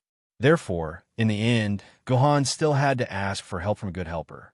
Jinna-chan, I'll leave everything to you. Please help me monitor all the surveillance systems in the entire Shanghai Pass. Don't let go of even a single surveillance camera. If it's possible, I hope that you can also monitor the personal terminals of the sword-bearers. If you discover any abnormalities, inform me immediately. Gohan instructed Tomono Kakashi through his personal terminal. Yes, that's right. The helper that Gohan could ask for help was naturally Tomono Kakashi. Other than that, there was no one else that Gohan could ask for help. In fact, there was no one else who could do what Tomono Kakashi had done. This was actually a very outrageous matter. It was a serious violation of Tomono Kakashi's principles as the highest intelligence. In the past, Tomono Kakashi would most likely reject Gohan's request. However, the problem now was that Tomono Kakashi owed Gohan a huge favor. After Gohan successfully passed all of Kinzu's training, Gohan specifically asked Kinzu to think of a way to prevent Tomono Kakashi from being formatted. After hesitating for a while, Kinzu finally agreed to help Tomono Kakashi. In the end, no one knew what Kinzu did, but the Research Institute finally decided not to format Tomono Kakashi anymore. At the same time, this matter was forever sealed and became the highest SSSS level secret. It was a secret that only Ginny had access to. Even Tomono Kakashi herself did not have the right to access it. In any case, Tomono Kakashi's life was saved by Gohan. There was no reason for her not to repay his kindness. Favors were really a wonderful thing. They often appeared together with one's personality. Even machine intelligence, like the highest intelligence, was no exception. They could even break the preset rules for favors. Gohan only told Tomono Kakashi about this matter. He did not tell anyone else, not even Yaoguang himself, Gohan. If he told too many people, the risk of the secret being leaked would increase. Therefore, Gohan could only bury this secret in his heart. He wanted to find the traitor by himself. Time flew by like flowing water, and a day passed quickly. Early the next morning, Gohan, who had just gotten up, received an order to come to the Taiyin Star Guard Mansion, which required Gohan to arrive at the conference room of the Taiyin Star Guard Mansion before 10 a.m. to participate in the post-war summary meeting. This meeting was a routine meeting after every war. Just like the meeting 6 months ago, the main task was to summarize the various experiences of the war. At the same time, the sword-bearers who made outstanding contributions in the war would be praised and various rewards would be given out on the spot. All in all, this was a meeting where all the sword-bearers could effectively relieve their fatigue after the intense and painful war. At the same time, generous rewards were used to motivate everyone. Theoretically, this meeting should be held the day after the war ended. However, as Yaoguang planned to hold the succession ceremony during this meeting, the meeting was delayed until now. 10 minutes before 10 a.m., Gohan appeared at the entrance of the Taiyin Garrison's conference room. Gohan saw Ku Rakin and Leslie Dracula standing at the entrance of the conference room from afar. They seemed to be waiting for something. Gohan, you're finally here. Seeing Gohan, Leslie Dracula and Ku Rakin immediately greeted him. It seemed like they were waiting for Gohan. Gohan had a special relationship with the two of them. It was not surprising that they were waiting for him at the entrance. However, Ku Rakin and Leslie Dracula had an interesting expression on their faces. They seemed to want to say something, but they were hesitant and worried. Gohan, don't say anything after you go in. Don't get into any conflict with those people before the meeting ends. Otherwise, you'll fall into their trap. Leslie Dracula whispered into Gohan's ear. Trap? Gohan was stunned. He thought it was a trap that the traitor had set up for him. This caused Gohan to be in disbelief. Could it be that the traitors were so arrogant that they could brazenly frame him? However, Gahan quickly realized that it was definitely not a trap set up by the traitor. It was a trap set up by the other famed sword-level sword-bearers. Although he had been in Shanghai Pass for 6 months, he had been staying in the game for the past 6 months. His reputation and strength had not spread. Even the fact that he had killed 3 great wizards was accidentally attributed to Yao Guang. When the famed sword-level sword-bearers heard that he was about to take over the position of the lunar star from the lowest position of the guardian of the sh*T star, they were naturally unhappy. They wanted to embarrass him. Therefore, there must be a trap that they had set up for him in the conference room. It's fine. It's not certain who's going to set whom up, Gahan said to Ku Rakin and Leslie Dracula with a smile.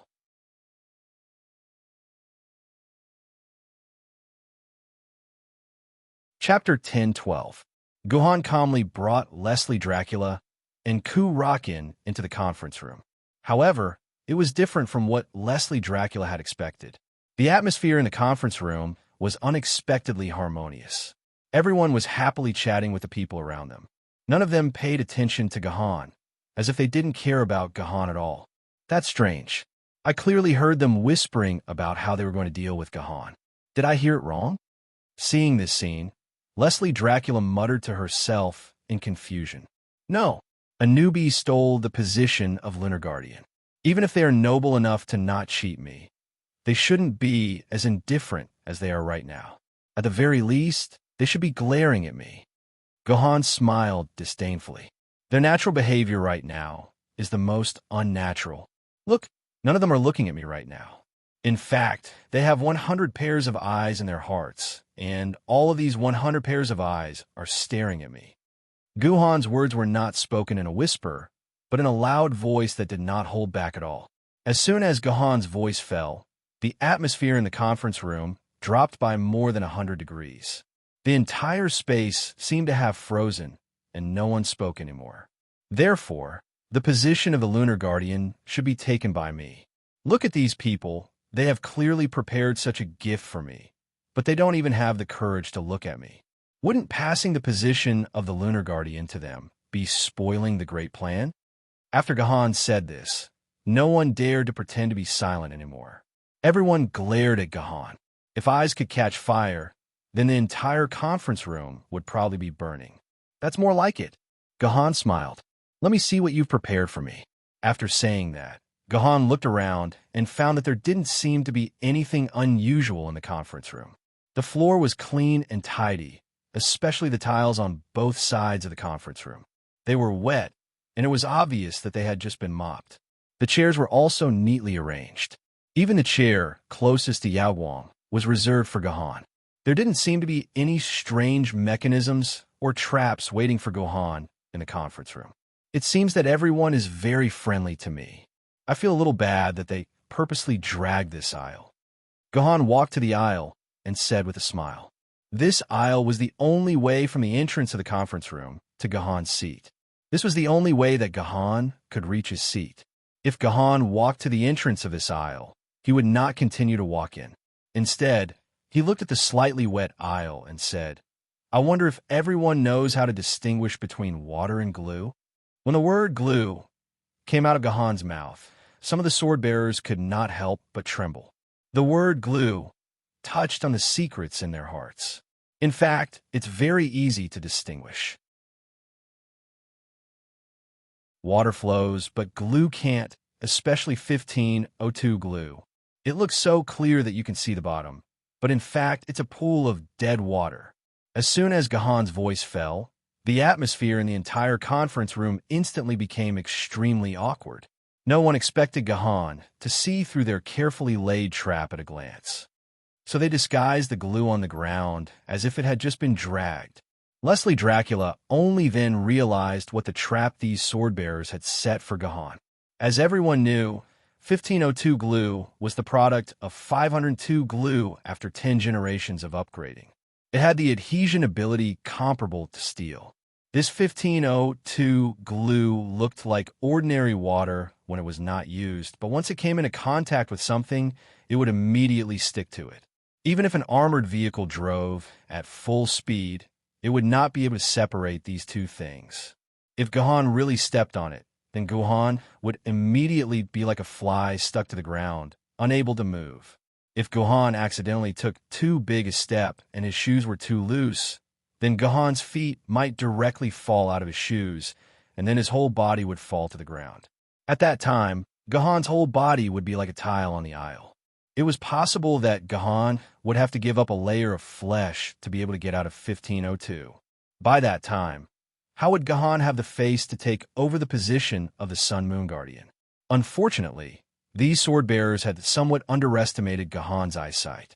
Otherwise, it was very likely that they would have succeeded. Do you know what kind of image you have in my eyes now? Gahan, who had seen through all this, seemed to have no intention of letting these sword-bearers off. He used a tone of lecturing these sword-bearers. Childish, you guys are really childish to the point of being cute. These are just little tricks that kindergartners use to tease their classmates. I didn't expect a dignified sword-bearer to also use these kinds of tricks that kindergartners would use. Please, this is Shanhagen, where you can die at any time, not a kindergarten where you can play around happily. Next time, please use more brains and think of more mature methods. Otherwise, if the people of the Sun Star find out, who knows how they will laugh at us? At this point, Gahan sneered, "You guys don't care, but I, the Sun Moon Guardian, can't not care. Damn it, I don't need you to teach me a lesson." Finally, someone could not stand Gahan's infuriating words. He angrily slammed the table with both hands and stood up. He slammed the table with both hands and scolded loudly. "Surnamed Gu, it's fine that someone tipped you off, but you actually have the cheek to teach us a lesson here? You haven't even determined the position of the Sun Moon Guardian yet, and you dare to speak so shamelessly here? Do you have any shame? If you know what's good for you, get out of here immediately and go back to your Shi Sing garrison to be a pile of sh*t. This sword-bearer's words were like a spark, instantly igniting the entire conference room. Dozens of sword-bearers slammed the table and stood up, pointing at Gahan's nose and scolding him angrily. For a moment, the entire conference room was filled with chatter, a stark contrast to the previous hell-like atmosphere. At least a dozen people used different methods to curse at Gahan, mocking Gahan from the beginning to the end. At this moment, it showed the quality of the sword-bearers, as well as their attitude towards the person and not the matter.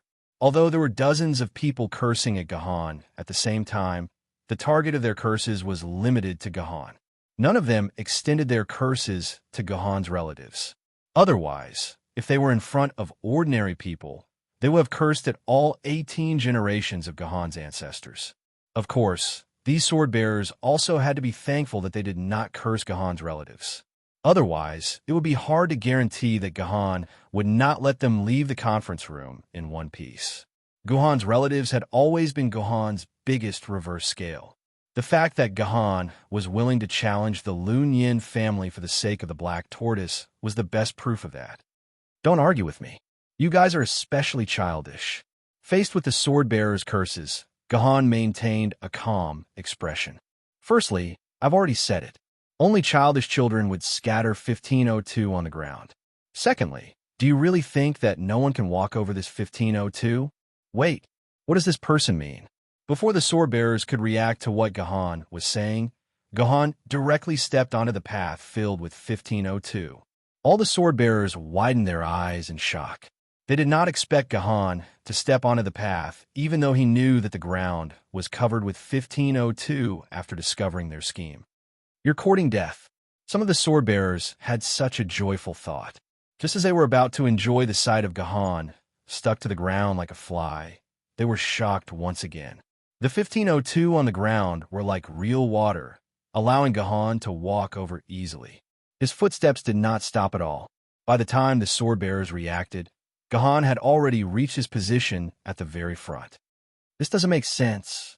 Could he have flown over? The sword-bearers sitting at the side of the path immediately began discussing in disbelief. In their opinion, the only way to pass through so easily was to fly. That Gahan seemed to have walked over, but in reality, he must have used some special method to fly over the surface of the 1502 without actually touching it. If Gahan really flew over, then how could they explain the footsteps? Even an idiot would know that there would not be footsteps if he flew over. Look, there are footprints there. One of the sword-bearers pointed at a certain spot in the path and exclaimed. The other sword-bearers immediately looked in the direction that the sword-bearers were pointing at. Indeed, there was a very obvious footprint on the watermark of the 1502. There's one here too. There's one here too. Very soon, the others also found the footprints on the path. At this time, even the thickest person would not have the face to say that Gahan flew over. But if Gahan really walked over, then why was he not stuck to the 1502? The sword-bearers racked their brains, but could not find the answer to this question. F***CK. We must have bought fake goods. These 1502 are all fake. The sword-bearers were the first to slammed the table again, and stood up. Then, he took a step and walked to the path that Gahan had just walked over. As he walked, he shouted, "Fake! They're all fake!" The result was obvious. When the sword-bearers took a step on the path, his legs seemed to be forcefully pulled by something. In order to prove that the 1502 was fake, the sword-bearers used a lot of strength to walk. As a result, he lost his balance and one of his feet slipped out of his shoe. It looked like he was about to fall on the ground full of 1502.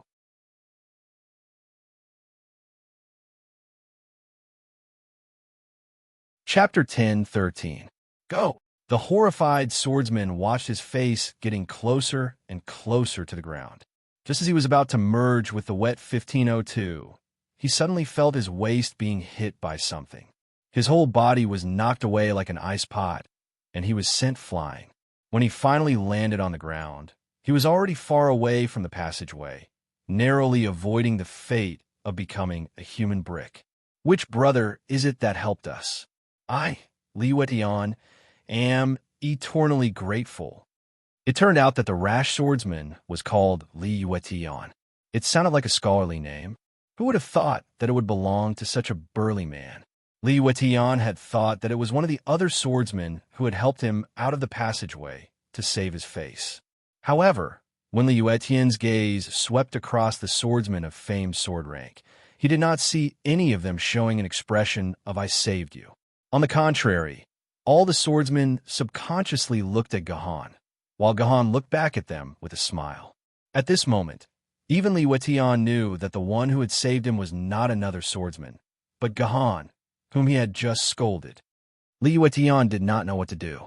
He wanted to express his gratitude to Gahan, but when he thought of how he had insulted Gahan, he felt that he was too ashamed to say thank you. In the end, he could only bow to Gahan, then sullenly return to his seat, not saying another word. At the same time, the other famed sword rank swordsman's evaluation of Gahan began to rise. Previously, they had thought that Gahan was just a useless piece of trash who had obtained Yao Guang's approval through flattery and took over the position of Lunar Star's guardian. Now, they vaguely understood that Gahan might not have obtained his position through flattery. On the contrary, Gahan had obtained Yao Guang's approval through his own strength. Not to mention, just the ability to walk freely on 1502 alone was something that none of the famed sword-rank swordsmen present could do. As a result, the entire conference room fell into silence once again. No one said a word as they silently pondered what kind of attitude they should take next. At this moment, Yao Guang, who should have appeared earlier, finally appeared in the meeting room. He felt that the silent atmosphere in the meeting room was a little strange, so he smiled and asked, "What's wrong with all of you? Why do you have to remain silent when there's such a good meeting and award?" Silence. The meeting room was still silent, and no one relaxed because of Yao Guang's joke. "All right, then let's start today's meeting right away." Yao Guang shrugged. Everyone had a hard time in the previous battle. I heard that many of our brothers were seriously injured and had to lie in the medical bay for 2 to 3 days. There were also some brothers who unfortunately left us forever. First of all, we would like to mourn for them. Now all of you, stand and observe 3 minutes of silence. This was a necessary part of the post-battle summary meeting, and it was something that was not allowed to be joked about. Every swordsman, including Gahan, stood up with a heavy heart. They lowered their heads and sincerely mourned for the swordsmen who had sacrificed themselves. Their mourning came from the bottom of their hearts, because everyone knew that the next person to be mourned might be themselves. 3 minutes was a short time, but when the 3 minutes were over, there were still people who stood still and continued to mourn. All right, it's time to talk about some happy things. Everyone has made outstanding contributions in the battle, and all of your contributions must be rewarded. I will now commend everyone. At this point, Yao Guang suddenly sighed. I'm guessing this will be the last time I'll give everyone a commendation. Boss. His words obviously touched the hearts of the other swordsmen. They all looked at Yao Guang with concern. Boss, it's not even 3 years yet. Stop talking, I will give everyone the awards. Yao Guang waved his hand and began to announce the various rewards that the famed swordsmen deserved. Although the scale of the battle this time was much larger than the one Gahan first arrived 6 months ago, the actual battle was far less intense. Many of the famed swordsmen in Tyne Star Garrison stayed in the Guardian's mansion because they obeyed Yao Guang's order.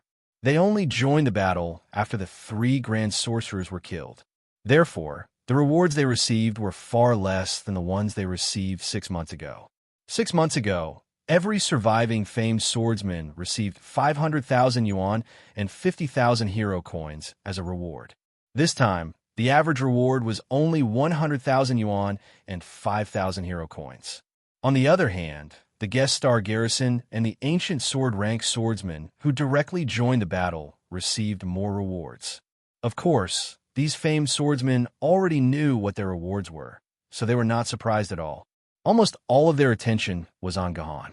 They want to know how many rewards Gahan received to be able to take over the position of Tyne Star Garrison. However, at this time, Yao Guang very cunningly kept them in suspense. He did not directly announce Gahan's reward.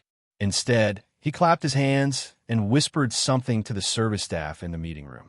The service staff immediately opened a small door beside the meeting room. More than 10 humans entered through the small door in a single file. Upon closer inspection, these people were none other than the 18 ancient sword rank swordsmen under Gahan's Shising garrison. This meeting was a meeting for all famed swordsmen. In theory, ancient sword rank swordsmen were not qualified to enter the meeting room. However, today, Yao Guang had unexpectedly invited 18 ancient sword rank swordsmen to this meeting room. This made many of the famed swordsmen very confused. However, the famed sword rank swordbearers that belonged to the Sandwater Ape Guardian Palace were well aware of the reason for the appearance of these 18 ancient sword rank swordbearers. Brothers, you must be very curious as to why I brought these 18 ancient sword rank swordsmen to this meeting room today.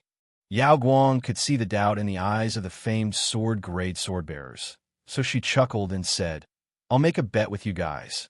Among all the famed sword grade swordbearers here, other than Brother Guhan, I'm afraid that no one else will receive more rewards than these 18 ancient sword grade swordbearers. How is that possible? That's impossible. How can my contribution be less than that of an ancient sword rank swordsman? You must be joking. Yao Guang's words caused a huge uproar. Most of the famed swordsmen present did not believe that their contribution would be less than that of an ancient sword rank swordsman. However, because of Yao Guang, no one dared to say this out loud. You don't believe me? Don't worry, we'll pick one by one and ask. Yao Guang smiled and pointed at the ancient sword rank swordsman at the front of the line. He smiled and asked, Brother, do you know how much reward you deserve? Hearing the mighty Lunar Star Guardian ask him a question, the ancient sword rank swordsman was clearly a little agitated. His mouth opened and closed a few times, but he could not say a word. The audience, who had been waiting anxiously, was anxious. Jiyu Yuechun, just tell the truth. There's nothing to be nervous about. I'm here. Guhan's voice faintly transmitted from his position. Hearing Guhan's voice, Guyur seemed as if he had eaten some kind of perfect supplement pill. In an instant, his entire aura became completely different, and his tone no longer hesitated. Turning to a clear and bright voice, he replied, replying to Lord's words, this junior also does not know the exact reward, and can only make a rough estimate. I do not know if my estimate is accurate or not. Oh, then tell me, what's your estimate? Yao Guang asked with a smile. About vaguely. I think, I think, I think, I think it's about 1,000,000 RMB or 100,000 hero coins. Jiu Yuechun hesitated for a long time before finally saying his estimate. Jiu Yuechun's words were like a bomb that exploded in the room. Everyone in the room wondered if they had heard wrong. This ancient sword-rank swordsman had actually said that he would receive 100,000 hero coins. What kind of joke was this? The average famed sword-rank swordsman only received 5,000 hero coins. Could it be that this ancient sword-rank swordsman's contribution was 20 times that of the famed sword-rank swordsman's? These famed sword-rank swordsmen wanted to capture these ancient sword-rank swordsmen and teach them a lesson. They wanted to teach them to be honest and not to lie so easily.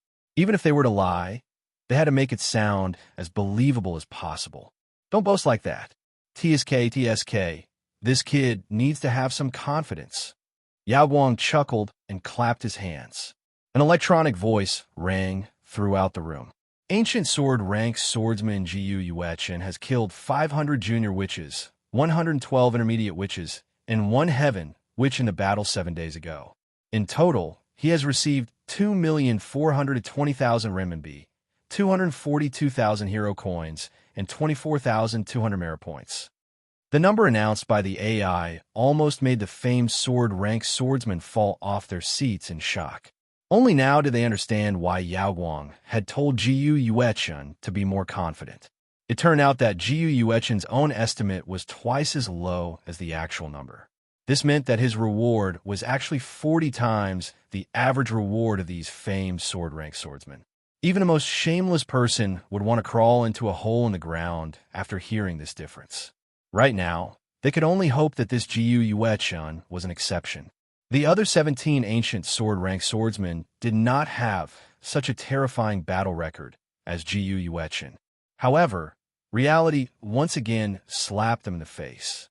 When the AI announced the rewards for all the ancient sword-rank swordsmen, everyone was shocked to find that although Jiu Yuechun was ranked near the top of the 18 ancient sword-rank swordsmen, he did not have the most.